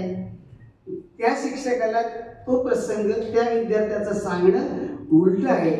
आणि म्हणून ही सगळी कथा ऐकल्यानंतर शिक्षकाचा हात खिशाकडे जातो. खिशाकडे हात जाताच हसत हसत उठला. पैसे नकोच सर, जरा एकटेपणा वाटला. खचून गेलोय पुरता पण मोडला नाही अजून पाठीचा कणा. पाठीवरती हात ठेवून सर तुम्ही नुसतं लढ म्हणा. असं लढ म्हणणाऱ्या कुसुमारांची कविता त्यांच्या समोरच ऐकवली. आणि मग तात्यांच्या डोळ्यात पाणी पाहिलं. त्याच्यातला एक विद्यार्थी फार मोठा शिवाजी विद्यापीठात डॉक्टर आनंद बल्लाळ, शिवाजी सावंतांच्या आजरा या गावामध्येच प्राध्यापक आहे. आणि दुसरा पुण्यात समाजकल्याण अधिकारी. 2 विद्यार्थ्यांना घेऊन गेलो होतो. तात्यांनी एक पत्र दिले, ते आजही आहे की तेही खडकीत राहिले होते, दैनिक प्रभातमध्ये होते. मीही त्यांना सांगितलं की मी माधव खंडकरांच्या हाताखाली 88 साली पत्रकार होतो. 1988 ते 89 पर्यंत मी गडकरी साहेबांच्या हाताखाली लोकसत्तात पत्रकार होतो. आमच्या काळी पत्रकारांना फार वलय नव्हतं. आत्ता जसं ग्लॅमर आहे ना पत्रकारांना, ते नाही नव्हतं. आणि म्हटलं ते काय खरं नाही. असून सुद्धा आत्ता संपादकाला पगार किती मला माहित नाही, पण प्राध्यापक म्हणून मला माहिती आहे माझा पगार किती आहे. तुम्ही समजून घ्या. आणि त्यामुळे मी त्याच्याकडून वळलो आणि पटकन नोकरी लागली, प्राध्यापक झालो. परंतु आजही मुक्त पत्रकार आहे, वक्ता आहे, लेखक आहे, बरंच काय ना काहीतरी करतो. बटाट्यासारखं असावं माणसा. बटाट्यासारखं म्हणजे काय, बटाटा उसळीत टाकला, मिसळीत टाकला, कुठेही टाकला. निम्म्या रात्री जरी तो आला, बटाटा माणूस पाहुणा आला ना, तर एक बटाटा, एखादा कांदा, एखादं थोडंसं बेसन पिठलं करायला, एखादं पीठ असं घरात असावं बघा. काळ्या रात्री मी थोडंसं माफ करा, अगदी फार प्रमाण भाषेत बोललेलं असं नाही, खेड्यातलं असल्यामुळे समजून घ्या की थोडंसं असं त्या पद्धतीनं मी बोलतो की बटाट्यासारखं असावं. बटाटा सगळीकडे मिसळला जातो, तरी बटाटा कितीही मिसळला ना तरी तो बघा दिसतो, तो स्वतःचं स्वत्व राखतो, तो काढता येतो बटाटा बाजूला. आणि त्यामुळे सगळ्यांच्यात रंगुनी रंगात साऱ्या रंग माझा वेगळा, गुंतुनी गुंत्यात साऱ्या पाय माझा मोकळा. आणि त्यामुळे सगळीकडे जायचं, कुणाचंच सगळ्यांचं असायचं, कुणाचंच नसायचं, असं सगळ्यांचं. शाळेत असताना मराठीचं वेळ लागण्याचं कारण एक की आमच्या काळच्या कथा गोष्टी आपल्या काळच्या असं म्हणून आपण वेगळ्या होत्या बघा, की ज्या असं जीवनाशी समांतर जाते की काय असं वाटायच्या. शाळेतला शिक्षक शिकवत असताना त्या कथेचा किंवा त्या कादंबरीचा नायक आपल्याला आपणच आहोत असं वाटायचं. आपलीच कहाणी सर सांगतात की काय, आपल्याला असं सांगायचं. मग मी त्यांना माझ्या आयुष्यात येते पुस्तक, ही वेळ नाही सांगायची, मला पुस्तकांवर बोलायचंय. माझ्या विषयाचं शीर्षक आहे वाचाल तर वाचाल, हे जुनं झालं. प्राथमिक शाळेतल्या सगळ्या बाईंनी हा विषय फेमस केला, वाचाल तर वाचाल, वाचन संस्कृती वगैरे तसलं काही नाही. माझा विषय आहे पुस्तक समाजाचं मस्तक. पुस्तक समाजाचं मस्तक, तर समाजाचं मस्तक असतं ते कधीही कुणाचं हस्तक नसतं. जो पुस्तकांपुढे नतमस्तक होतो, समाज त्याच्या पुढे नतमस्तक होतो. अशी महाराष्ट्रात अनेक माणसं आपण पाहिलेली आहेत. स्वतः इथे आमच्या संस्थेचे पहिले अध्यक्ष असलेले महामहोपाध्याय दत्तवामन पोद्दार इथं आलेले आहेत, गोली दांडेकर आलेले आहेत. ते सगळ्यात शेवटी विश्वास पाटलांपासून अविनाश धर्माधिकाऱ्यांच्या पर्यंत सगळे वक्ते इथं आलेले. त्या व्यासपीठावर मला बोलत असताना पहिलं व्याख्यान नुसती बडबड करतं, काय मिळालं वगैरे ते घरी जाऊन बघू आपण, परंतु एक मात्र कर, पेटवत राहील, पेटलं पाहिजे. म्हणजे खरं सांगतो की पटलं तर पेटा, तर विद्यार्थ्यांना म्हणतो कधीतरी की स्मशानात भेटा. मी MPSC झालो, खूप वाचलं, मित्र आहेत तिथं अभ्यासिका नाही का आहेत म्हणून अभ्यासिका, की खरंच खूप वाचलं, प्रचंड वाचलंय. मला नेट सेट काय नेट परीक्षा काय असते माहीत नाही, पहिल्या झटक्यात पास झाले. महाराष्ट्रात 7च जण, संदीप कांबळे सर 7 जण पास झाले होते फक्त, किती 7. आणि नोकरी लागल्यानंतर प्रोबेशन पिरियड संपताना कॉलेजच्या क्लार्कनं मला सांगितलं की सर नेट नावाची परीक्षा पास झाला का तुम्ही, तुम्हाला ते कन्फर्म काय म्हणतात त्याला ऑर्डर, परमनंट ऑर्डर द्यायची आहे, विद्यापीठाचा अप्रुव्हल काढायचं आहे. म्हटलं घरी आहे काहीतरी बघतो, मी काही बघितलं नाही. मराठी भाषेचा प्रचंड भाषाभिमान, त्यामुळे पूर्वी इंग्रजी परत मराठी, नंतर इंग्रजीचं नाव न काढणारा मी, मराठीतच सही करणारा, मराठीतच बोलणारा, अगदी असं मराठीचं प्रचंड प्रेम आहे. जे जे सर्वोत्तम आहे ते मराठीतच आहे, जे जे सर्वोत्तम आहे ते मराठीतच आहे. आणि मराठी पण आपलं सांस्कृतिक संचित आहे. त्या संचिताची अभिजात भाषा मराठी काल झाली. दुर्दैव फार विसंगती आहे, मी थोडासा असं आहे म्हणजे का विसंगत बोलणारा थोडासा, की एकीकडे अभिजात भाषा मराठी होत असताना दुसरीकडे काय चाललंय हे डोळ्याने बघतोय आपण उघड्या, म्हणजे फार वाईट अवस्था आहे. आता राष्ट्रीय शैक्षणिक धोरणात आमचं मराठीच्या प्राध्यापकांचा वर्कलोडच कमी करून टाकला, FY-BCom मराठीच काढला, हे असं झालं. आणि प्रायमरी पासून मराठी शिकवली जाते, इंग्रजी शाळेतून मराठी शिकवली जाते. वाचनाच्या संदर्भात तेच आहे की खूप वाचलं पाहिजे. सुरुवातीला मी अगदी जसं जसं असतं वय आपलं तसं तसं साने गुरुजी वाचले, श्यामच्याईपासून सुरुवात करू आपण. साने गुरुजी वाचले, नंतर मला वाटतं काळे पाणी सुद्धा अभ्यासक्रमात होतं, सावरकर वाचले. त्यानिमित्तानं महाविद्यालयात प्राध्यापक झाल्यानंतर अंदमानला जायची संधी मिळाली. सावरकर वाचल्यानंतर मग सगळेच चरित्र, आत्मचरित्रावर जास्त भर. मी चरित्र खूप वाचली. चरित्र वाचल्यानंतर आत्मचरित्र आणि चरित्र यावर माझं जास्त आजही आहे. आजही मी चरित्र वाचतो, माणूस समजून घेता येतो अनेक अंगाने. 15 वर्षापूर्वी न वाचलेलं पुस्तक, न समजलेलं पुन्हा पुन्हा वाचलं, तिसऱ्या वाचनात पुस्तक कळतं, पहिल्या वाचनात नाही कळत, पण तिसऱ्या वाचनात कळतं. त्यामुळे ती समीक्षेची एक परीक्षणाची नजर लागली. आणि ही करत असताना काय त्या कादंबरीचं माझ्या आयुष्यात म्हणजे 3 वेळा मी आत्महत्येचा प्रयत्न केला.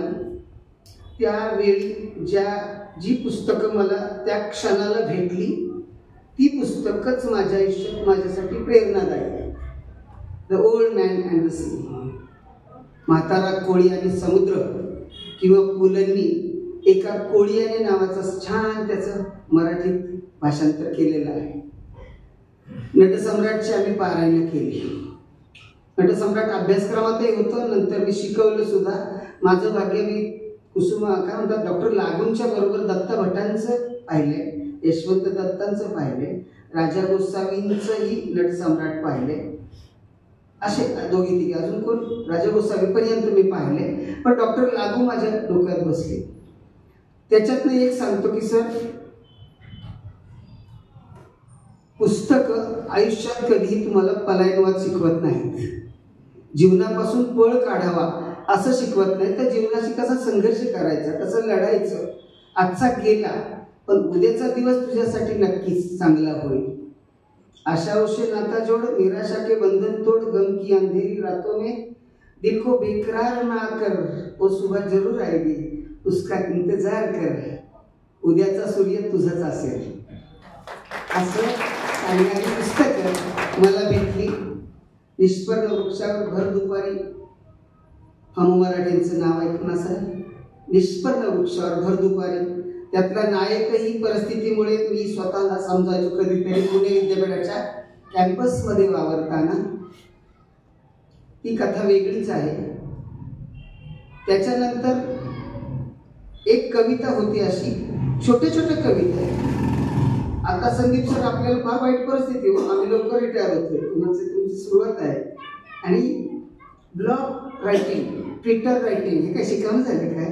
ती भाषिका कौशल्य काय ते उपयोजित कौशल्य, व्यावहारिक कौशल्य, कौशल्यदृष्टी शिक्षण, सारे प्रवासी घडीचे नावाची कादंबरी मी शिकवली. नटसम्राट आम्ही शिकवलं. नटसम्राट शिकवताना ते जसं कुसुम लागूंच्यात भिनलं होतं बघा, अप्पासाहेब बेलवलकर भिनले होते लागूंच्यात, आप्पासाहेबांना थांबायला सांगितलं होतं डॉक्टर लागूंना की थांबा, आणि त्यांच्यात भिडलं होतं. तसं आमच्यातही शिकवताना वाचताना भिडलं. आम्ही मराठी साहित्याचे प्राध्यापक. साहित्यात जिवंत माणूस असतो, इतिहासात वेगळे असतात. साहित्यात जिवंत माणसं असतात. माणसाशी काय वागतात, माणसांचा अभ्यास, मानसशास्त्र, त्याच्या पाठीमागचं, त्याला समजून घेण्याच्या सगळ्या प्रक्रिया, त्याला कसं समजून घेतलं पाहिजे, हे सगळं मराठी साहित्यात शिकवत गेलो. कुसुमाग्रजांच्या छान ओळी सगळ्या आपण त्याच वयाच्या आहोत. लागून पाहिले ते चित्रपट नका बघू कधी, नाटकच बघा. चित्रपटाचा तो बट्ट्याबोळ झाला. पण डॉक्टर लागूंच्या मध्ये की ते जे सांगितलं ना की कुणीही कुणाचं नसतं, आपण सगळे एकमेकाच्या तंगड्यात घालून मोहर पळवायची कटपट करतो. बाबा रे, देव दुनियेत माणसाला पाठवतो तो अमक्याचा बाप तमक्याचा मुलगा असं चिठ्ठ्या लिहून पाठवत नाही रे. काळजाच्या वाटेने येतील तेच खरे, बाकीचे सगळे झूट, असा म्हणणारा राजा बालगंधर त्या नाट्यगृहाच्या बाहेरचा एक चांभाराचा पोरगा जे तत्वज्ञान सांगतो. आयुष्यभर तात्यासाहेबांनी सगळ्यांना 40 वर्ष रंगभूमीवर सेवा केलेल्या माणसाला राजा सांगतो. आणि त्यामुळे शेवटी अनुभवाच्या शाळेत शिकणं हे फार महत्वाचं आहे, बाकी काही नाही. त्याच्यानंतर शाळेत असताना एक कविता होती. मला स्वतःला माझ्या मनामध्ये कुठेतरी न्यूनगंड असायचा परिस्थितीच्यामुळे, बरं का, परिस्थितीच्यामुळे न्यूनगंड असायचा, पण उत्साही होतो. पण त्याच वेळी शाळेत असताना एक कविता होती. एका तळ्यात होती बदके पिले सुरेख, होते कुरूप वेडे पिल्लू तयार एक. वाचनाचं वेड लागावं कसं, तशा कविता होत्या. तसे धडे होते बरं का, हे की नाही, तसे धडे होते. कावळा चिमणीची गोष्ट होती, त्यात नाही धडा. देवाची चिमणी ना आत्ताची चिमणी, देवाचा कावळा आत्ताचा कावळा. आपण बघतो भागनंतर गोष्ट बदलता येईल. देवाची चिमणी आगला होती, आताची चिमणी सबलाय नाही का. ती कावळा दात पेटवतो, तो चिमणे दार ती म्हणजे थांबाच्या बाळा अंग टोपडे घालून दे. आत्ताची चिमणी म्हणून कशाला दाराला थाप मारतोस, दार उघडच आहे, मी तुझीच वाट असं माफ करा. पण हे सगळं करत असताना एका तळ्यात होती बदके पिले सुरेख, होते कुरूप वेडे पिल्लू तयात एक. कविता शाळेत असताना मग माझं भाग्य, नंतर मी कुंडलला गेलो, यशवंतरावांच्या गावात गेलो. कृष्णाकाठी कुंडल आता पहिले उरले नाही, खरं सांगायचं झालं तर. पण गदिमांच्या त्या गावात गेलो आणि ती कविता मुळे गेलो किंवा ती एका तळ्यात होती बदके पिले सुरेख, होते कुरूप वेडे पिल्लू तयात एक. खूप छान गोष्ट आहे. सुलोचना ताईंच्यावर चित्रित झालेले गाणं, प्रत्यक्षात सुलोचना ताईंचं ते गाणं ऐकताना अंगाईकीत गावं तसं बाळाला झोप यावी अशा पद्धती नाही बरं का, शांत असं ती बदकाशी पोहत असतात. ऐकले तुम्ही, शांत. आता तीच कविता मी सादर करतो, तेच शब्द गदिमा सुद्धा ताडकन करायला असते. एका तळ्यात होती बदके पिले सुरेख, होते कुरूप वेडे पिल्लू तयात एक. असं लक्षात घ्या. एक मधली गोष्ट जी आहे ती भावंडांना विचारी, ते वेगळे तरंगी. एका तळ्यात ते लहान बदक पोहत आहे, बाकीची 7 बदक त्याला चिडवत आहेत, कुरूप वेड कुरूप वेड. कुरूप वेड म्हणताना ते हे सगळे कुरूप म्हणतायत म्हणून ते पिल्लू वेगळं वेगळं पाण्यात तरंगतंय. आपल्या सगळ्यांना माहिती आहे ती गोष्ट. वेगळं वेगळं तरंगतंय ते, आणि वेगळं तरंगताना ज्या ते विचारते, म्हणते की भावंडेला विचारी ते वेगळे तरंगे. परमेश्वराचा दावा करते की देवा, यांना किती तू सुंदर बनवलेस, मला का असं तू कुरूप बनवलंस, असा त्याचा भाबडा प्रश्न आहे. आणि सगळा भाबडा प्रश्न असताना ज्या पाण्यात पोहते त्या पाण्यात त्यांनी पाहिलंच नाही. पाण्यात पाहिलं असतं तर काय झालं असतं, त्याला त्याचं प्रतिबिंब दिसलं असतं. पण पाण्यात पाहिलंच नाही त्यांनी. ते कुठं बघताय, आम्ही सगळे देववादी दैववादी नियतीवादी वगैरे वगैरे. तू वरती बघताय की परमेश्वरा मलाही असं सुंदर बनव, देव काय प्रसन्न झाला नाही. निषेधाचा सूर म्हणून त्याने मान खाली घातली, आणि मान खाली घातल्या एके दिनी परंतु पिल्लास त्या कळाले, भय वेड पार त्याचे वाऱ्या सवे पळाले. पाण्यात पाहताना चोरून या क्षणिक त्याचेच त्या कळाले, तो राजहंस एक. दुधातलं दूध पाणी वेगळं काढून पाणी पिणारा तो राजहंस, त्याचं दुसरं नाव निरक्षर विवेक, त्याचंच दुसरं नाव आहे निरक्षर विवेक आहे. सत्सद विवेक बुद्धी, काय चांगलं काय वाईट, बरोबर, पाप काय पुण्य काय हे ज्याला कळतं ना त्याच्याकडे ती सत्सद विवेक बुद्धी असते, त्यांना आपण राजहंस म्हणू, बरोबर. आणि हे राजहंस आपल्या प्रत्येकाच्यात आहे. नरेंद्र जाधव साहेबांचं पुस्तक लागलं होतं अभ्यासक्रमात पुणे विद्यापीठाच्या, त्यावेळेस फक्त ते कुलगुरू होते आणि त्यांचं सगळीकडे भाषण कळून आम्हीही, म्हणजे माफ करा माझे आदरणीय गुरुवारी आहे, पण ते पाठ झालं होतं राजहंस, नाही ना कुठलं चित्रपट, आमचा बाप आणि आम्ही, जे काय करायचं ते असं कर की टापला म्हणजे टॉपला जा. आणि जाधव सर त्यांचे बंधू सगळं घरच उच्च विद्याविभूषित आहे, परंतु प्रत्येक ठिकाणी ती शाळा कॉलेजमध्ये तीच गोष्ट सांगायची, आमचा बाप आणि आम्ही, त्यात ती गोष्ट सांगायची की राजहंसासारखं व्हा. आणि हे राजहंसासारखं आत्ताची पिढी वाचत नाही. कॉलेजमध्ये मलाही ब्रह्मनिरास आलाय, एकेकाळी वर्गामध्ये प्रचंड ऐकणारी मुलं, खूप ऐकणारी मुलं. त्याचं कारण होतं मोबाईल नव्हता, शिक्षकावर मुलं अवलंबून असायची, बरोबर. त्यांच्या त्या नोट्सवर वर्गात तासाला बसलं तरच कळणारे असं म्हणून ते वरती करून बसायचे बिचारे आणि खूप ऐकवायचो, खूप सांगायचो. चांगल्या चांगल्या कथा कादंबऱ्या शिकवते आल्या. ती old man and the sea जी कादंबरी आहे, ती कादंबरी मला त्यासाठी आवडते, काय त्याचं लेखकाचं नाव पटकन आठवे ना, पुलंनी एका कोळीयाने विनोद केला, त्याचं हे अनुवाद केलं, भाषांतर केलं की तो एक कोळी म्हातारा, प्रचंड अशा प्रकारचे आत्मविश्वास, प्रचंड जिद्द, प्रचंड महत्वाकांक्षा, असं ज्याच्या ठिकाणी आहे ना ती माणसं मोठी होतात. शिक्षणाशिवाय परिवर्तन नाही, अजिबात नाही. त्यासाठी वाचलंच पाहिजे. एक पिढी होती वाचायची, आमच्या काळी पुस्तकं वाचायला मिळायची नाही. कधीतरी शिवाजी सावंतांचं पुस्तक मी शाळेत असताना 150 रुपयाला होतं. आता शिवाजी सावंतांची मृत्युंजयची कादंबरीची नवीन आवृत्तीची किंमत तुम्हाला माहीत असावी ग्रंथपाल या नात्यानं. अमृतवेल कादंबरी 42 रुपयाला होती. अमृतवेल कादंबरी, अमृतवेलचं उदाहरण देईन मी. अमृतवेल कादंबरी इथं बसलेल्या प्रत्येक महिलेनं वाचावी. त्यातली नंदा म्हणजे मीच असं आपल्याला वाटेल. वसू नाही पण नंदा, ती नंदा आत्महत्या करण्याचा प्रयत्न करते, खूप शिकलेली आहे. तिचे दादा म्हणजेच कादंबरीचे लेखक खांडेकर, वि स खांडेकर स्वतःच, आणि ती दादा तिला सांगतात की नाही असं नसतं, भग्न स्वप्नांच्या तुकड्यांना कवटाळण्यासाठी माणूस जन्माला आलेला नाही. एखादं स्वप्न पाहावं, ते स्वप्न भग्न पावलं तर त्यात स्वप्नांच्या रक्ताळलेल्या पावलावरून पुन्हा पुन्हा चालावं. मानवी जीवनाला अर्थ येतो तो यामुळेच, असं सांगणारे दादा लक्षात घ्यायचं. खूप छान आहे. प्रीतीची भाषा, प्रेमाची भाषा, मृत्यूची भाषा, त्यातली वसू, त्यातला देवदत्त, त्यातली नंदा ही. आणि मग कुठेतरी वि स खांडेकरांनी जे पेरलंय आपल्या मनात, आता जर कुठल्या एखाद्या मुलीला निराशावादानं तिला मरगळ आली असेल, मनात वाईट विचार असतील, त्यावेळी अमृतवेल वाचावे. माझ्यासारखा प्राध्यापक पुन्हा पुन्हा अमृतवेल वाचतो, पुरुष असूनही का, तर ती कादंबरी मला बळ देते, प्रेरणा देते.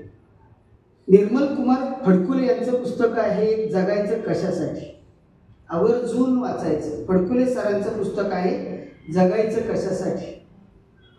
ते वाचल्यानंतर सुद्धा आत्महत्येपासून दूर जाणारा माणूस, अशी खूप पुस्तकं आहेत, प्रचंड पुस्तकं आहेत. आणि सगळी पुस्तकं वाचल्यानंतर कुठेतरी प्रेरणा मिळते. काही पुस्तकं तर अशी की ती काळजाशी ठेवावी जपून, अशी पुस्तकं, त्या पुस्तकांनी प्रेरणा दिली. पुस्तकांच्या संदर्भात मला खूप बोलता येईल. माझ्या पद्धतीने मी तुम्हाला सांगत राहिलं की मी स्वतः एखादा पुरुष जसा स्त्री लंपट असतो तसं पुस्तक लंपट आहे. किती ठरवलं ना, नाही पुस्तकं घ्यायची, तरी त्या अप्पा चौकाकडे बरोबर स्टेरिंग वळतं आणि त्या मोह होतोच. त्या पुस्तक महोत्सवात मोह झालाच. अलीकडच्या काळात आमच्या सारख्यांना पुस्तकं भेट येतात, नवीन लेखक सप्रेम भेट, अभिप्रायार्थ, परीक्षणासाठी देतात. काय काय करायचं? आता माझ्या कारमध्ये भरपूर पुस्तक आहेत. गेली अनेक वर्ष मी अनेकांना फक्त पुस्तकांचाच आहेर केला. कुठल्याही लग्नात केलं ना पुस्तक भेट द्यायचं. घरात कुणी आलं तरी पटकन काय करायचं तरी एक असतं ना, आता काय कॅमेरावाल्याला बोलवायचं नाही, मोबाईल आहे. आपल्या घरी कुणी आलं, कॉलेजमध्ये कुणी आलं की मी पटकन, ज्यांना संदीप कांबळे सरांना माहिती आहे की मी असे फोटो जास्त असतात, मला फोटोचा फार नाद आहे नाही का, आणि त्यामुळे कुणी डिपार्टमेंटला आलं की पटकन एक छान पुस्तक द्यायचं. तो एक फ्लॉवर पॉट मी असा केलाय की तो बदलून केला, कारण एकच फोटो दिसायचा सारखा म्हणून बदलून केला. ओरिजिनल फुलं नाही आले, त्याला 400 रुपये कुठे घालवता, ते केलेले असं पुष्पगुच्छ तो द्यायचा. श्वाल भरपूर मिळालेले असतात, त्यामुळे ती श्वाल एक श्वाल द्यायची आणि त्याचा फोटो काढायचा. असंच सगळं. फक्त हे करत असताना, ही सगळी पुस्तकं देत असताना गेली अनेक वर्ष मी माझे आवडते लेखक म्हणून आहे. आता कितीतरी मोठे वैचारिक लेखन मला आवडतं. अलीकडच्या काळात वैचारिक लेखन मी तेच वाचतोय. परंतु पहिलं नाही का, ते जे शेवटी वाचनाचा प्रवास कसा असा होतो ना, आपलं अभिजात वाचन, चोखंदळ वाचन असं होतं. सुरुवातीला आपण काही वाचतो नाही का, काही दिवस आपण काही चालतं, काही द्या भूक लागली, काही चालेल असंही असतं. आणि असा एक आयुष्यात एक टप्पा येतो, कितीही भूक लागली तरी काही खाणार नाही, तेच खाईल जे मला आवडतं ते. पुस्तकाच्या बाबतीत तेच आहे, ठरवूनच पुस्तक घ्यायचं. पुस्तकांसाठी कितीतरी शोध घेतलेत. विश्वनाथ आठवले नावाचे ग्रस्त माहीत असतील, बाजीराव रोडला शाळा जी आहे ना, रात्रप्रशाला कॉलेज आहे, नाईट कॉलेज, तिथं नेमकं ज्या दिवशी ते बंद असतं ना स्टॉल, तिथं विश्वनाथ आठवले बसायचे आणि त्यांना हवं असलेलं पुस्तक, आपल्याला हवं असलेलं पुस्तक काका द्यायचे. आता काका नाही, तिचा मुलगा, पण हवं असलेलं पुस्तक द्यायचे. जुनी पुस्तकं सगळी, बुद्धी, प्रेरणा आणि क्रांती असं एक पुस्तक जे डॉक्टर इमो पठाणांना शोधायला पाहिजे होतं, ते माझ्याकडे मिळालं. जुनी पुस्तक आहेत, माझ्याकडे 25 वर्षापूर्वीचा महाराष्ट्र आहे, फार 25-30 वर्षापूर्वीचा महाराष्ट्र आहे. अशी खूप दुर्मिळ पुस्तकं आहेत. मराठी भाषेबद्दलची कितीतरी पुस्तकं आहेत. माझं मराठी विभाग, मी असं आत्मस्तुती येतेच नाही का, केलंय तेवढं प्रेम आहे माझं मराठी भाषेवर, माझ्या विषयावर. माझ्या मराठी विभागाला भेट द्यायला सहली येतात. कॉलेजचं माझं डिपार्टमेंट आहे छोटंसं. बऱ्याचदा मराठी शाळेत कशा शाळा भिंती रंगवलेल्या असतात, नकाशा असतात, पताका लावलेल्या असतात, असं असतं होईल ना तुम्ही, छान छान तक्ते केले असतात, पुणे जिल्हा वगैरे वगैरे. माझ्या डिपार्टमेंटला आपण आला तर मराठी भाषेचा एक चालता बोलता इतिहास असा दिसतो. आता जे गीत ऐकलं ते गीतही माझ्याकडे माझ्या ह्याच्यावर आहे. दरवर्षी विद्यार्थी मला काहीतरी भेट द्यायचे. मी म्हटलं की नका असं करू, आपण वेगळं करू. मग मीच लिहायचो, ते फॉर्मशीट करायचो आणि विद्यार्थ्यांची खाली विद्यार्थ्यांनी सप्लिमेंट दिले म्हणून त्यांची नावं टाकायची. असा एक प्रयोग केला आणि मग ते सगळं करत असताना भक्ती शक्ती प्रकल्पापासून सगळे ज्ञानपीठ पारितोषिक विजेते सगळे लेखक, माझ्याकडे सगळे लेखक आहेत. ल म कडू माहीत आहे, गम भन प्रकाशन, ते कॅलेंडर काढतात. ते 2 कॅलेंडर घ्यायचे, इकडे लेखकाचा फोटो असतो आणि त्याच्या पाठीमागे लेखकाची माहिती असते. मग ते लेखकाचा फोटो आणि इकडे लेखकाची माहिती, अशा फ्रेम केलेल्या माझ्याकडे खूप आहे. सगळे लेखक आहेत. विद्यार्थ्यांनी वाचावं म्हणून खूप उपक्रम केले. लेखकाच्या गावात जावे, लेखक तुमच्या भेटीला, पुस्तकांच्या गावात जावे. गेली 10 वर्षापासून पुस्तकांच्या गावात व्हीलरला घेऊन जातो मुलांना. आमचंच आहे ते, आमचं माहेरघरच आहे पुस्तकांचं गाव कोकणातलं. आपल्या ह्याच्यात पाचगणीचं तुम्हाला सगळ्यांना माहिती आहे. परंतु काही प्रयोग केले. नावं ठेवायचे बाकीचे प्राध्यापक, संदीपजी प्राध्यापक नावं ठेवायचे, येडे काय त्याला काय कळत नाही. बाकीचे प्राध्यापक, आम्ही मराठीचा, आणि मी थोडंसं मुलांच्यात जास्त मिसळतो, स्टाफमध्ये मिसळत नाही, समवयस्कांच्यात मी मिसळत नाही, म्हणून कदाचित मी तरुण आहे. वय वर्ष 59, 59 बरं का, वाटत नाही. मी कसला आजार नाही, काय नाही, छान उड्या मारतो सगळं असं. आणि मुलांच्यात असतं ते रोकडे सर म्हणे पोरांच्यात जास्त मिसळत. आता मी कंपनीत कामाला असतो तर जॉबवर असं लक्ष केंद्रित केलं असतं त्या पोरांच्यात नाही मिसळायचं, कसं काय काढणार. मग पोरांच्यातच मिसळायचं. थंडीच्या वर्गात ते जिथं बसलेत गोळका करून तिथंच जाऊन गोल करून शिकवायचं. असे उद्योग आम्हाला. बहिणाबाईंच्या शेतात बहिणाबाई शिकवली, कुसुमाग्रजांच्या घरी कुसुमाग्रजांची कविता शिकवली, मर्ढेकरांच्या मर्ढे स्मारकात मर्ढेकर शिकवले, मालगुणला केशवसुतांची कविता मालगुणच्या स्मारकात शिकवली, वसंत सावंतांची बैल कविता तिथेच शिकवली. सिंधुदुर्गला जाताना ती नदी आणि पलीकडे कॉलेज आहे, आजही तिथं तुतारी छान आहे वसंत सावंतांची. माझं भाग्य या सगळ्या वसंत सावंतांच्या जवळही मी वाढलो. शिवाजी सावंतांच्या जवळ जायचो, मोठा मोठा लेखक, मी वेगळे उपक्रम करायचो. मानधनच देत नाहीत ना कॉलेजचे लोक लेखकांना. अलीकडे घसघशीत मानधन लेखकांना तेव्हा यांना मिळतात, पण आमच्या काळात आकाशवाणी 250 रुपये द्यायची. संदीप कांबळे आकाशवाणीवर आहेत त्यामुळे आता 700 रुपये किंवा 1000 रुपये असतील फार तर 1500 असतील. आणि मग मी काय करायचो, एवढा मोठा लेखक कसं जायचो, मी लेखक आहे, मी तुमच्यावर प्रेम करतोय, मला कशाला तुम्हाला घाबरायचंय, कारण मी तुमच्या साहित्यावर प्रेम करतोय. मी त्या लेखकाच्या वाढदिवसा दिवशीच मुद्दाम विद्यार्थ्यांना त्याच्या घरी एक पुष्पगुच्छ घेऊन जायचो. आणि पुष्पगुच्छ घेऊन गेल्यानंतर ते लेखक असं छान पैकी फोटो वगैरे काढून मग आम्ही पुलंच्या जवळ बसायचो, रणजित देसाईंच्या जवळ बसायचो, शिवाजी सावंतांच्या जवळ बसायचो. मुलांसाठी अनेक उपक्रम केले. दर शुक्रवारी माझ्याकडे कवी कट्टा असतो. वाचन संकल्प आलाय पुढच्या वर्षी आम्हा प्राध्यापकांसाठी. जानेवारी महिना हा पूर्ण मराठीच्या प्राध्यापकांसाठीच आहे, कारण वाचन संकल्प महाराष्ट्राचा हा एक उपक्रम गेली 15 दिवस चालला होता. आणि आता 14 ते 28 पर्यंत मराठी भाषा संवर्धन पंधरवडा. आणि दुसरं काहीच नाही, फक्त त्या स्पर्धा, ते वाचन, ते कविता, लेखन करणारी पिढी आहे, पण लेखन न करणारी पिढी भरपूर आहे. 90% पोरांच्या खिशाला पेनच नाही, शर्टला खिस्साच नाही, असा सगळा प्रकार. आणि त्याच्यातनं माझ्यासारख्या जुन्या प्राध्यापकाला कधी आम्ही नोट्स दिल्या नाहीत, शिकवत राहिलो, बोलत राहिलो, हे करत असताना आणि पुस्तक पोरांना सांगत राहिलो.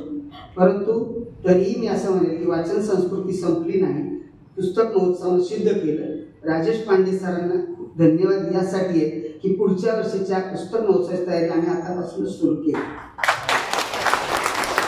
म्हणजे इतके लोक वाचतायत असं कसं म्हणताय लोक वाचत नाहीत. त्यांनी सिद्ध केलं की नाही, लोक वाचतायत. लहान पोरांपासून शाळा सगळे 40 लाख रुपयाची पुस्तकं खपली आत्ताच्या ह्याच्यात. गेल्या वर्षी सुद्धा ते बऱ्यापैकी खपली. पुस्तक वाचतायत लोक आणि त्याच्या हातात पुस्तक दिलं पाहिजे, मुलांच्या हातात. अगदी छोटे छोटे गोष्टी आहेत. संस्कार संपत चाललेला आहे, मोबाईलचा दोष आहे. श्यामची आई गेली, श्यामची मम्मी आली. निंबोनीच्या झाडामागे चंद्र झोप लाग बाई, आज माझ्या पाडसाला झोप काग येत नाही, असं म्हणणारी अंगाई गीत गाणारी आई आणि कधी झोप लागली न करणारी आपली पिढी. आत्ताच्या आईला आत्ताच्या आईचा अंगाई गीत तुम्हाला सर्वांना माहिती नाही का, मी सांगत नाही. तर ते अंगाई गीत जे आहे ते अंगाई गीत ऐकलेली पिढी शाळा कॉलेजमध्ये मी हे करत असताना पुस्तकं नुसती वाचायची नसतात. त्या कुंकर साहेबांनी खूप छान, खरं तर मी नसतं बोललो तरी चाललं असतं, छान पुस्तकांची शब्दांची माहिती सांगितली. शब्दांनीच पेटतात घरेदारे देश आणि माणसं सुद्धा. पुस्तकं नुसती वाचायची नसतात, आत्मसात करायची असतात. कोणी लिहिलं हे कालांतरानं इतकं महत्त्वाचं नसतं, परंतु त्या सगळ्या लेखनातनं मिळालेले जे विचार आहेत ना, ते विचार आपल्याला माणूस म्हणून घडवत असतात. माझ्यातली अनिती, माझ्यातलं दुष्कृत्य, माझ्यातले वाईट विचार, माझ्यातला एक दुर्गुणी माणूस हा पुस्तकांनी चांगला बनत जातो. लक्षात घ्या. हातात मिळेल ते वाचत राहायचं. सुरुवातीच्या काळात हळूहळू आपली वाचण्याची आवड बदलते, वाचण्याचे प्रकार बदलतात, अभिरुची बदलते. एक साहित्यिक अभिरुची एक असते, अभिरुची बदलते. कधीतरी कुठलंही गाणं ऐकणारं आत्ता एक असा टप्पा येतो की आपण भीमसेन जोशींच्या शिवाय ऐकतच नाही. लक्षात घ्यायचं, बरोबर. आणि त्यामुळे तो जो सनई वादन सुद्धा आपल्याला यांचंच आवडतं, बिस्मिल्ला खानचं. ह्या सगळ्या गोष्टी आहेत, खूप वाचलं पाहिजे. आत्ताच्या पिढीला तुम्ही येणाऱ्या घरात मुलांना जेवढी पुस्तकं द्याल तेवढी कमी आहे. पुस्तकांच्या किमती जरी वाढल्या असल्या तरी छोटे छोटे मनाचे श्लोक आहेत बघा, मनाचे श्लोक. तशी, आणि ती पाठांतर केली पाहिजे. संधी काहीच नव्हती म्हणून आमचे मनाचे श्लोक पाठवते, 28 हरिपाठ अभंग पाठवते, हरिपाठ. माझ्या एका काकूला दर शनिवारी गावाला गेलो ना, त्या हरिपाठातली एकच ओळ पुढच्या शनिवारपर्यंत पाठ करायची. पुढं शनिवारी गेलो की ती म्हणायची आता पुढची ती ओळ म्हणून दाखवायची, पुढची वेळ मी तिला सांगायची. असं तसं कुठलं ते हरिमुखी म्हणा, हरिमुखी म्हणा, पुण्याची गणना पूर्ण करूया, सोने संसारी जीवे करी, वेदशास्त्रोबारी बाह्य सदा, असं त्या शिकलेली न काकू माझी ती करायची. आणि त्या माणसांच्याकडे हव्यास आहे, ज्या माणसाने मला शाळेत असताना त्यांच्या हातात असलेलं पुस्तक खेळात कोणी घ्यायचं नाही आणि मग पुस्तक वाचायला आवडायचं. तुम्ही म्हणाल की यांनी पुस्तकावर काय बोललाच नाही. पुस्तक काय वाचले ते तुम्ही वाचे काय, माझ्यापेक्षा जास्त तुम्ही वाचले. माझा प्रवास सांगितला मी तुम्हाला की शाळेत असताना पुस्तक कुणी खेळायला द्यायचं नाही, पुस्तक वाचण्याची आवड होती. किराणा दुकानात गेलो की ती रद्दी बघितली की त्याला म्हणायचं याच्यातच शेंगदाणे दे, याच्यातच गुळ दे. दुकानदार म्हणायचं का अर्धा पेपर नाही का तो, लक्षात आलं का, त्याच्यात दिसायचं असं छान एखादी कविता दिसायची किंवा काय तर दिसायचं, साहित्य संमेलनाच्या बातम्या दिसायच्या, आणि मग ह्याच्यात दे. नंतर मी 5 वर्ष वर्तमानपत्रात पेपर विकले, 5 गावात सायकलवर पेपर विकले. गावातली गंमत अशी आहे, आजही लोक वाचतात, वर्तमानपत्र वाचतात. ती वर्तमानपत्र वाचली ना की महिनाभरात तीच रद्दी मलाच मिळायची. दिवाळी अंक मी बडे बडे खपवायचो, काका भारी दिवाळी अंक. अर्थात त्यावेळी थोडेसे एखादा आवाज असायचाच त्याच्यात, आवाजला मागणी होती, पण बाकीचे लोक वैचारिक वाचत होते बरं का, छानपैकी असं काय ते. आणि ते दिवाळी अंक ते घ्यायचे, पुन्हा 15 दिवसांनी मलाच मिळायचे. आणि त्यामुळे पैसे त्यांचे, दिवाळी अंक त्यांचा. मग मला किंवा गावात वाटताना पेपर वाटताना पहिले पेपर मीच वाचायचो. पेपर वाचण्यासाठीच पत्रकार झालो. आणि काहीतरी वाचकांची पत्रे माधव खंडकर त्या दैनिक प्रभातमध्ये 2 असे एक प्रश्न द्यायचे आणि आपण उत्तर द्यायचं, आणि शब्द कोडे द्यायचे, काहीतरी उत्तर द्यायचं. आणि मग ते दैनिक प्रभात मध्ये आम्ही काहीतरी लिहायचो, पेपरला नाव यायचं, सगळ्या गावाला वाटतं आम्ही लेखक आहे. काही नाही, वाचकाची पत्रे लिहायचो. माहिती तुम्ही बघितलं असेल, वाचकांची पत्रे असायची, वाचनीय असायची. पंडित होलेहून हडपसरचे छान लिहायचे, बाळकृष्ण बाचरी येरवड्याचे लिहायचे, मी लिहायचो. आणि वाचकांची पत्रे, त्यात पत्र आलं तर गावाला वाटायचं जर पेपरला नाव येते, मोठा लेखक आहे. मलाही माहीत नव्हतं लेखक म्हणजे काय, त्या नाही माहीत नव्हतं, पण म्हणतात ना तर म्हणू दे. ते करता करता करता करता आजचा हा प्रवास झाला. प्रचंड वाचलेला आहे. हे वाचन करत असताना मनापासून सांगतो की सुंदर लिहिलेलं आहे, सुंदर वाचलेलं आहे. आत्ता माझं पुस्तक येत आहे, माझ्यावर लिहिलेलं, माझ्यावर कुणीतरी एक पुस्तक लिहितंय, माझं चरित्र. आणि ते सगळं चरित्र वाचत असताना ते आभाळ भरून सांगताना, पुस्तकं जर मला भेटली नसती तर मी आत्महत्या केली असती. 1993 साली याच इंद्रायणी आपल्या तळेगावच्या रेल्वे स्टेशनवर मी आत्महत्या करायला आलो असताना माझ्या हातात एक पुस्तक शेजारी पटकन दिले, काय करतो हे पुस्तक वाच. मी तिकडे गेलो होतो असं करायला, आणि तो म्हणला हे पुस्तक वाच. तेच पुस्तक होतं निर्मल कुमार फडकुले यांचं जगायचं कशासाठी. आणि ती प्रेरणा नंतर फडकुले सरांच्या जवळ वाढलं, किंवा पठाणेंच्या जवळ वाढलं, आमच्या अनेक लेखकांच्या जवळ वाढलं. आत्महत्यापासून त्या पुस्तकाने मला परावृत्त केलं. पुस्तकं भाकरीसाठी विकता येत नाहीत. मराठीत काही लेखक होऊन गेले, जाता जाता डोक्यात सोडतं तुमच्या की अशी एक पिढी जन्माला आली. एका लेखकासाठी आम्ही रडत होतो. त्यांचा मुलगा अमेरिकेत, कळवलं त्यांना, त्याचा फोन आला की मला अजिबात मीटिंग्समुळे वेळ नाही, मी काही येऊ शकत नाही, अंत्यसंस्कार करा. 8 दिवसांनी फोन आला की त्यांची प्रॉपर्टी सुद्धा ऑनलाईन विका आणि पैसे पाठवून द्या. महाराष्ट्रातला एक फार मोठा लेखक, नाव घेणार नाही, आपल्या सगळ्यांचं आवडतं नाव आहे, ज्यांनी महाराष्ट्राचा एक चांगला पोवाडा दिला, असे एक नाव आहे. पुण्यातला एक लेखक, पत्रकार नगरातला, ज्यांनी मराठी साहित्यात प्रचंड भर घातली, ग्रामीण साहित्यात. नाव लक्षात येईल, पत्रकार नगर मॅडम, पत्रकार नगर. तर ते लेखक वारले, त्यांचं लेखकाचं निधन झालं. मी त्यांच्याकडे जाऊन बसायचो. माझं भाग्य आहे की कुठल्याही लेखकास, अनेक लेखकांची म्हातारपणी पाय दाबण्याची सेवा मी केली. त्याच्या बदल्यात त्यांनी मला पोतं पुस्तकं दिलीत. शंकरराव खरात एक पोतंभर घेऊन जा म्हटले. आमचे डॉक्टर सूरज सुनेकर एकटेच असायचे. कंदिलात वाचला, आयुष्यभर लाईट घरात घेतली नाही. प्राध्यापक होते विद्यापीठात. मला खूप ललितचे, साहित्यसूचीचे, अस्मिता दर्श, अनुष्टुप असे अंक दिले बरं का संदीपचे. हे सगळे अंक सुनेकर सरांनी दिले. त्याच्यानंतर असंच चाललं होतं. उतारांना अगदी आणि ती हातगाडीवर सगळी पुस्तकं दिसली. धिंड, बळीव, कळलं ना नाव? हां. आणि मी त्या हातगाड्यावर थांबलं. म्हणले काय भानगडे, कुठून आणली? पत्रकार नगरातल्या साहेबांनी दिली. वाईट वाटलं. त्याला म्हटलं ही सगळी पुस्तकं तू केवढ्यात देशील मला? ती गडबडलं. मला साहेब 300-400 रुपये देऊन टाकले. मी सांगतो 1000 रुपये दिले. किती? 1000 रुपये त्याला दिले. म्हटलं की कर मज्जा.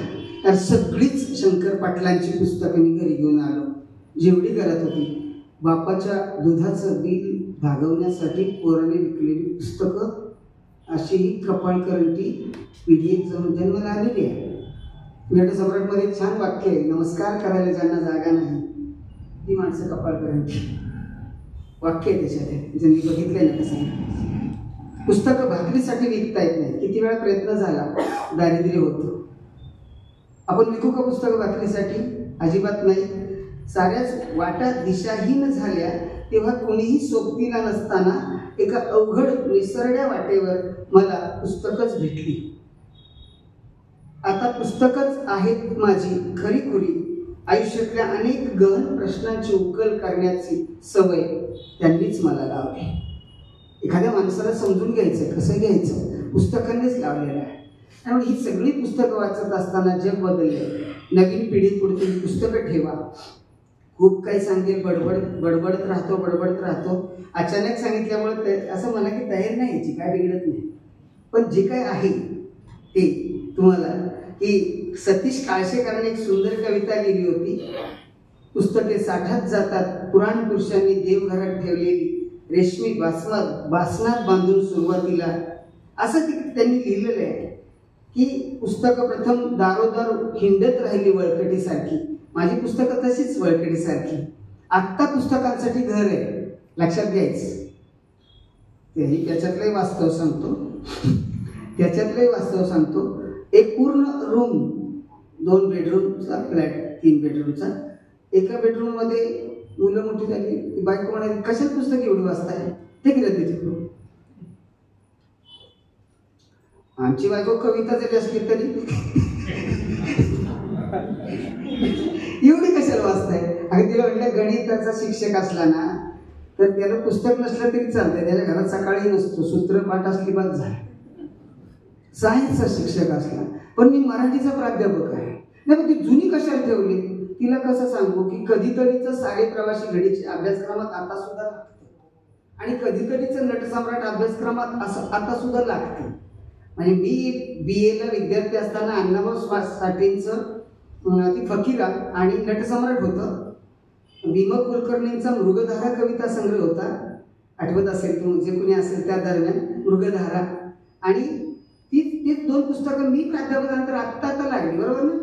आत्ता गेल्या 2-4 वर्षापूर्वी होती ती. सांगण्याचा मुद्दा, अक्षरशः पुस्तकांना माझ्या आलिशान आहे सगळं. ज्याच्या घरी नाही पुस्तकांचं कपाट त्याचं घर सपाट, असं कोणीतरी म्हटलं. ज्याच्या घरी नाही पुस्तकाचं कपाट त्याचं घर सपाट. आणि खरंच आज त्या घरात पुस्तकांसाठी जागा नाही. म्हणून बायकोलाही न विचारता एक फ्लॅट घेतला ठेवणीतल्या पैशातून, आणि त्याच्यात पुस्तकं छान आणतायत. काही मोमेंटोज असे आहेत, स्वतःच त्या मोमेंटाकडे बघत बसायचं. नंतर आपल्यानंतर काय होणार त्याचं माहीत नाही, त्याचं करायचं काय? भारी सुंदर सुंदर लिहिलंय लोकांनी, माझ्याकडे कोण नाही. आणि आपलंच आपण कौतुक करायचं, वाचत राहायचं, सतत वाचा. हे नवीन पिढीला नावं ठेवणार नाही, मोबाईलमध्ये आहे सगळं, नाही का? मला परवा एक मुलगी आली, म्हणजे सर MPSCचा क्लास लावायचा. म्हटलं कशात क्लास लावायचा? तुझ्या हातात मोबाईल कुठला आहे? म्हणजे ॲपलचा. फेसबुक आहे का? म्हटलं आहे. व्हॉट्सअप नाही, फेसबुक आहे का? आहे. म्हटलं काही नाही, की लायब्ररीत वाच, जेवढं शक्य आहे तेवढं वाच. घरी एखादा इंग्रजी पेपर लाव, एखादा असावा टाइम्स ऑफ इंडिया, हिंदू, असे पेपर असावेत इंग्रजी सुधारतं.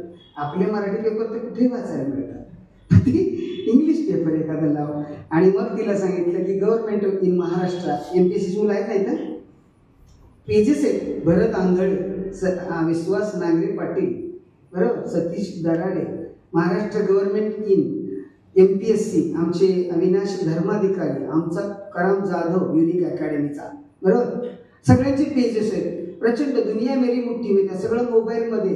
कदाचित 1000 रुपयांचं पुस्तक त्या मोबाईलमध्ये वाचता येत असेल तर त्यांनी का 1000 रुपये कुठून घालवावे. त्यामुळे त्या अर्थाने ते मोबाईल वाचतोय. मोबाईलला नावं नाही ठेवून चालणार, त्याचा वापर कसा करायचा ते आपण ठरवू. एक मात्र खरं पिढी वाचते आहे. मी कितीही बोलत राहिलो तरी आज मी तुमच्या पुढे उभा आहे, केवळ पुस्तकांच्या उभा आहे. खेड्यातून आलेला एक मुलगा वरिष्ठ महाविद्यालयात 33 वर्ष नोकरी करून, पुढच्या वर्षी अजून एक आहे, 34 वर्ष नोकरी करून मी निवृत्त होत असताना माझं वाचन थांबणार नाही, माझं लेखन थांबणार नाही. पुस्तकं तुम्हाला खरंच बळ देतात. पुस्तकं परिवर्तनाचे पाईक असतात.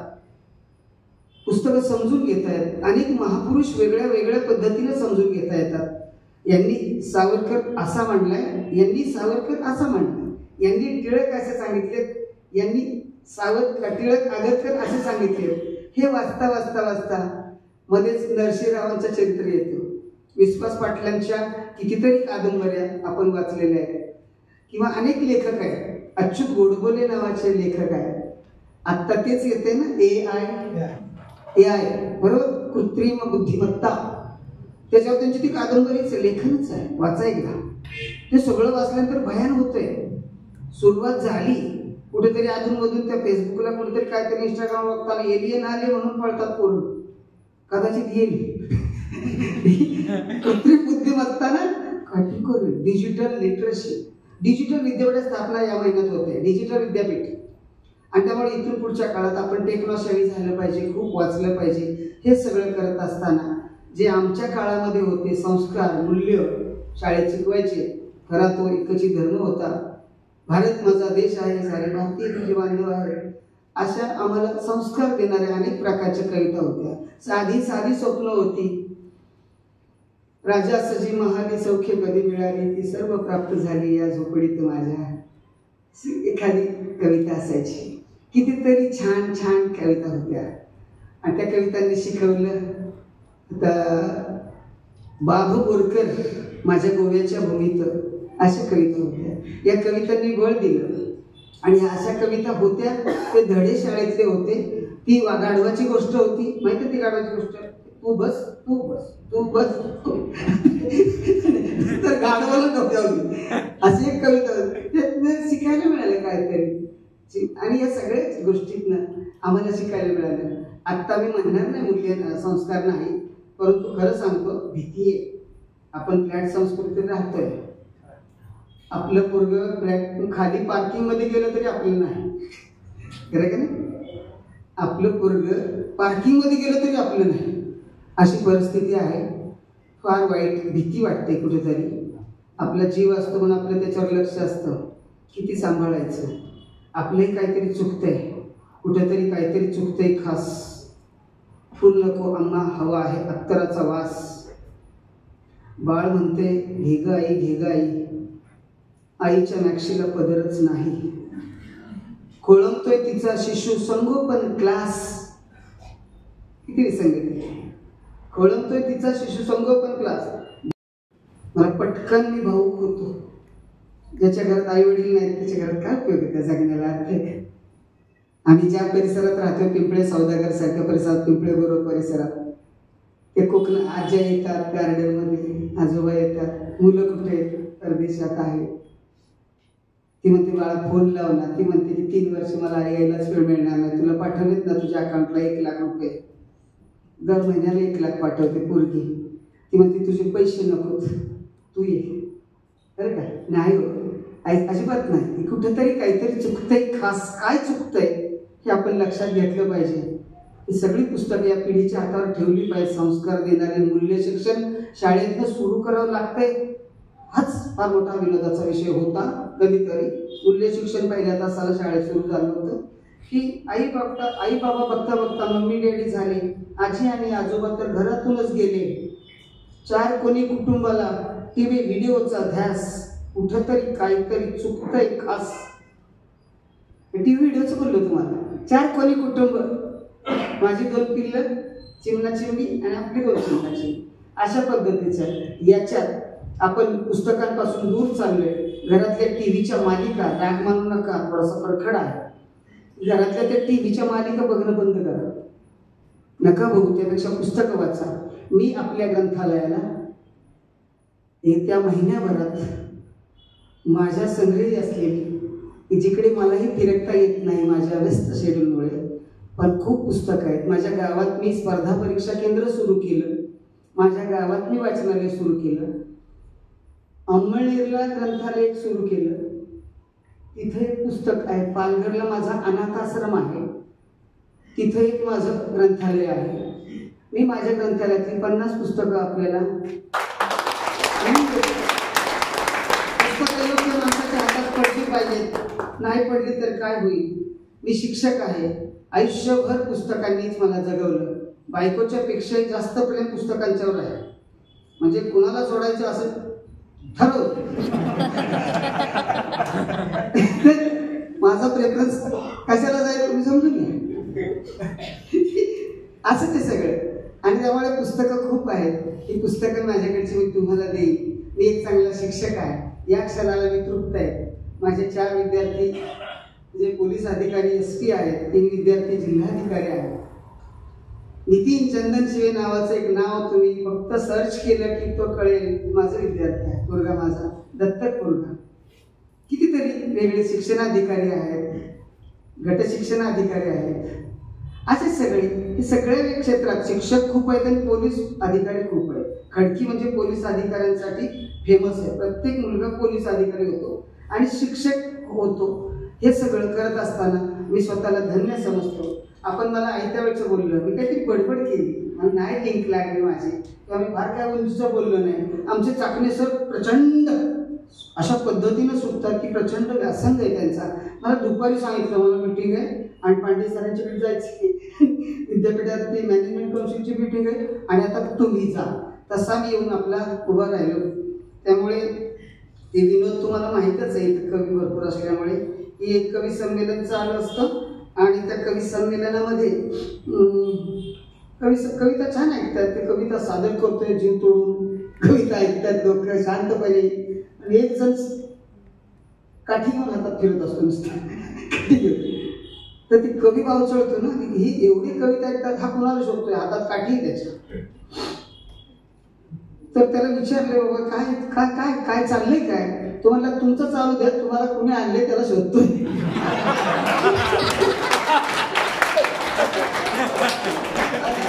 मला दिनेश कुलकर्णी साहेबांचा फोन आला.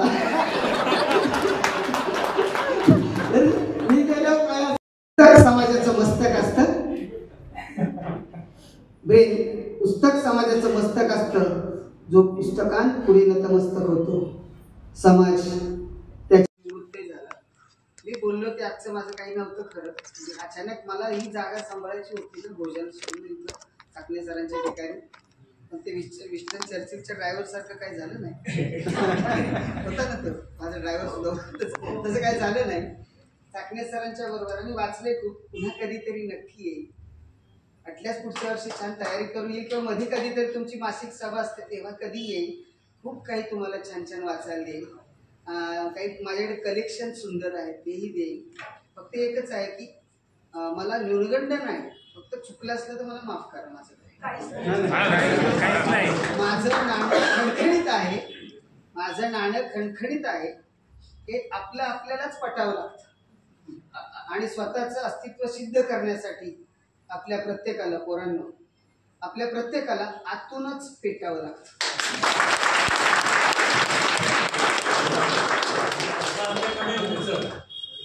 आत्महत्या निश्चित कमी होणार.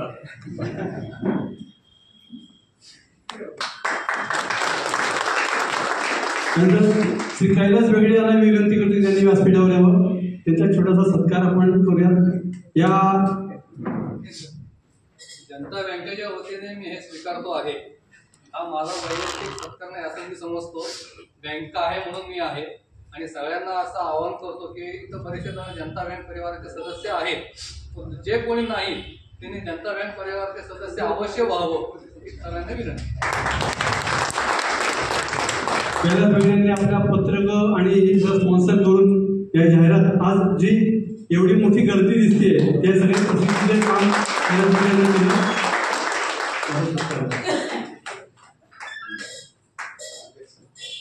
त्यानंतर ग्रंथपालांना विनंती करतो त्यांनी आभार प्रदर्शन करावं.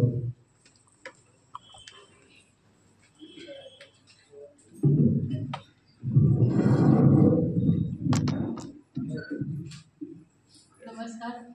मला यांच्यासाठी काही तोंडपाठ वगैरे म्हणून सांगता येणार नाही. मी आपला कागद हातात घेतलं तर ते फक्त मी वाचून दाखवतो आणि सगळ्यांचे आभार त्याच्यामध्ये आहेत. ते माननीय व्यासपीठ, नमस्कार सगळ्यांना. आज व्याख्यानमालेचं शेवटचं पुष्प. आभाराचे काम माझ्यावर सोपवलं गेले. बुधवार दिनांक 15/1/25 पहिले पुष्प व व्याख्यानमालेचे उद्घाटक साप्ताहिक अंबरचे सुरेशजी साखळकर, त्यावेळचे अध्यक्ष श्री करणशेठ ओसवाल आणि रोटरी क्लब तळेगाव सिटीचे प्रमुख पाहुणे श्री अनिलजी तानकर, अध्यक्ष lions club Talegaon Dabhade, lions Shri Nilesh Sanalal Mehta उद्योजक यांनी आपला वेळात वेळ काढून व्याख्यानमालेसाठी उपस्थित राहिले त्याबद्दल मी त्यांचे आभार मानते. गुरुवार दिनांक 16/1/25 वक्ता माननीय धनश्री बेडेकर, अध्यक्ष पत्रकार दैनिक प्रभातचे श्री मनोहर दाभाडे, प्रमुख पाहुणे लायनचे श्रीकांत तानाजी थिटे उद्योजक, lion Virendra Kushwah secretary lions club Talegaon Dabhade, या सर्वांचे मी आभार मानते. शुक्रवार दिनांक 17/1/25 वक्ते प्राध्यापक महादेव काळूराम रोकडे, प्रभाकर तुमकर, मावळ ऑनलाईन न्यूज चॅनलचे आणि लायन्स श्री सुनील चांदमल जैन, उमंग मेडिकल मार्ट व मॉल, या सर्वांचे आभार मानते. पत्रकार माननीय सुरेश शिंदे, श्री गोपाळे गुरुजी, भसे गुरुजी, प्रभाकर तुमकर, श्री मनोहर दाभाडे, साप्ताहिक अंबरचे माननीय श्री सुरेशजी साखळकर सर, हे सर्व पत्रकारांचे आभार. श्री कैलास बेगडे यांनी कार्यक्रम पत्रिका छापून दिल्या. ॲडव्होकेट पुवा परांजपे ट्रस्टचे डॉक्टर आनंद परांजपे, जनता सहकारी बँक, हिंद विजय पतसंस्था, साऊंड सर्व्हिस देणारे श्री केदारजी अभ्यंकर, श्री महेश गुणपावले, लायन्स क्लबचे सर्व पदाधिकारी, फोटोग्राफर श्री देवीदास जाधव, निबंध स्पर्धेचे परीक्षक श्री कृष्ण पुरंदरे, डॉक्टर विनया केसकर यांचे मी आभार मानते. सुबक रांगोळीने आपले स्वागत केले त्या कुमारी सई दाभाडे व धनश्री कांबळे यांचेही आभार मानते. देणगीदार, सर्व संस्थांचे पदाधिकारी, वाचक, श्रोते, हितचिंतक यांचे सर्वांचे आभार मानते. जर चुकून माझ्या हातून कुणाचं जर आभार मानायचे राहिले असतील तर त्यांचे पण मी मनपूर्वक आभार मानते. आणि यानंतर पसायदानाचा कार्यक्रम होईल आणि जाताना सगळ्यांनी तिळगुळ अवश्य घेऊन जा. धन्यवाद. एक फक्त सगळ्यांना विनम्र विनंती आहे, मगाशी उल्लेख केल्याप्रमाणे आपले सत्कारार्थी रचिता मुनी जी आहे ती मुंबईहून डायरेक्ट तळेगाव स्टेशनवर उतरून रिक्षाने ती आलेली आहे. सगळ्यांना एकच विनंती, आपण पसायदान करणार आहोत. पसायदान झाल्यानंतर फक्त लगेच उठू नका, 1-2च मिनटं आपण तिच्यासाठी थांबूया. ती येऊन सत्कार घेऊन मग आपण सगळ्यांना तेवढून घेऊन जाऊया. सगळ्या अभ्यासिकेच्या विद्यार्थ्यांतर्फे तुम्हाला सगळ्यांना विनम्र विनंती आहे. फक्त पसायदानाची सुरुवात करून देतोय. पसायदान संपल्यानंतर आपण सगळेजण इथंच थांबूया, बसूनच पसायदान म्हणूया आपण. एक तर त्याच्या यशाचं कौतुक आणि दुसरी गोष्ट जे विद्यार्थी इथं अभ्यास करतायत ना त्यांना खूप समस्यांना तोंड द्यायला लागते. म्हणजे आपल्या अभ्यासिकेचा पहिला समन्वयक होता तो बीड जिल्ह्यातला होता. त्याच्या घरी 18 दारिद्र्य होतं सर. तर तो इथे अर्धपोटेनं अभ्यास करत होता. त्यावेळी समन्वयक नेमायचा होता. त्यावेळी आपण असा विचार केला की एका विद्यार्थ्यालाच आपण समन्वयक नेऊया, त्याचं एक वेळचं जेवण तरी निघेल कमीत कमी. आपल्या इथं पाण्याची टाकी आहे, त्या पाण्याची टाकी साफ करण्यासाठी कॉन्ट्रॅक्ट देत होतो आपण. एका विद्यार्थ्याने मला फोन केला की सर तुम्ही पाण्याची टाकी साफ करताना तर ते काम मला द्या, त्याचे पैसे मला मिळतील ना, त्यातून आमचा काहीतरी खर्च भागेल. परीक्षेचे रिझल्ट लागतात. रिझल्ट लागल्यानंतर आपण त्यांचा सत्कार करतो. पण सत्कार झाल्यानंतर असं होतं की एखादं लिटिगेशन आहे आणि त्या लिटिगेशनमध्ये वर्ष 1.25 वर्ष निघून जातं. कोर्टात केस चालतात. पालक तिकडे अशावर बसलेले असतात की काय पोलर आपला जॉब मिळाला, पण तरीसुद्धा त्यांना अपॉइंटमेंट लेटर येतच नाही. तरीसुद्धा निराश न होता सातत्याने हे पुरा अभ्यास करत राहतात. म्हणून एका सत्काराने त्या उरलेल्या सगळ्या विद्यार्थ्यांना yes I also can this thing अशा प्रकारचा आत्मविश्वास निर्माण होतो. म्हणून तुमची सगळ्यांची क्षमा मागून 5 मिनिटं तुमचा वेळ घेतलेला आहे. रचिता इथं आलेली आहे. आपण सगळ्यांनी टाळ्याच्या कडकडाटात तिचं स्वागत करूया. मी आपले वक्ते सरांना विनंती करतो की त्यांनी तिचा सत्कार करावा.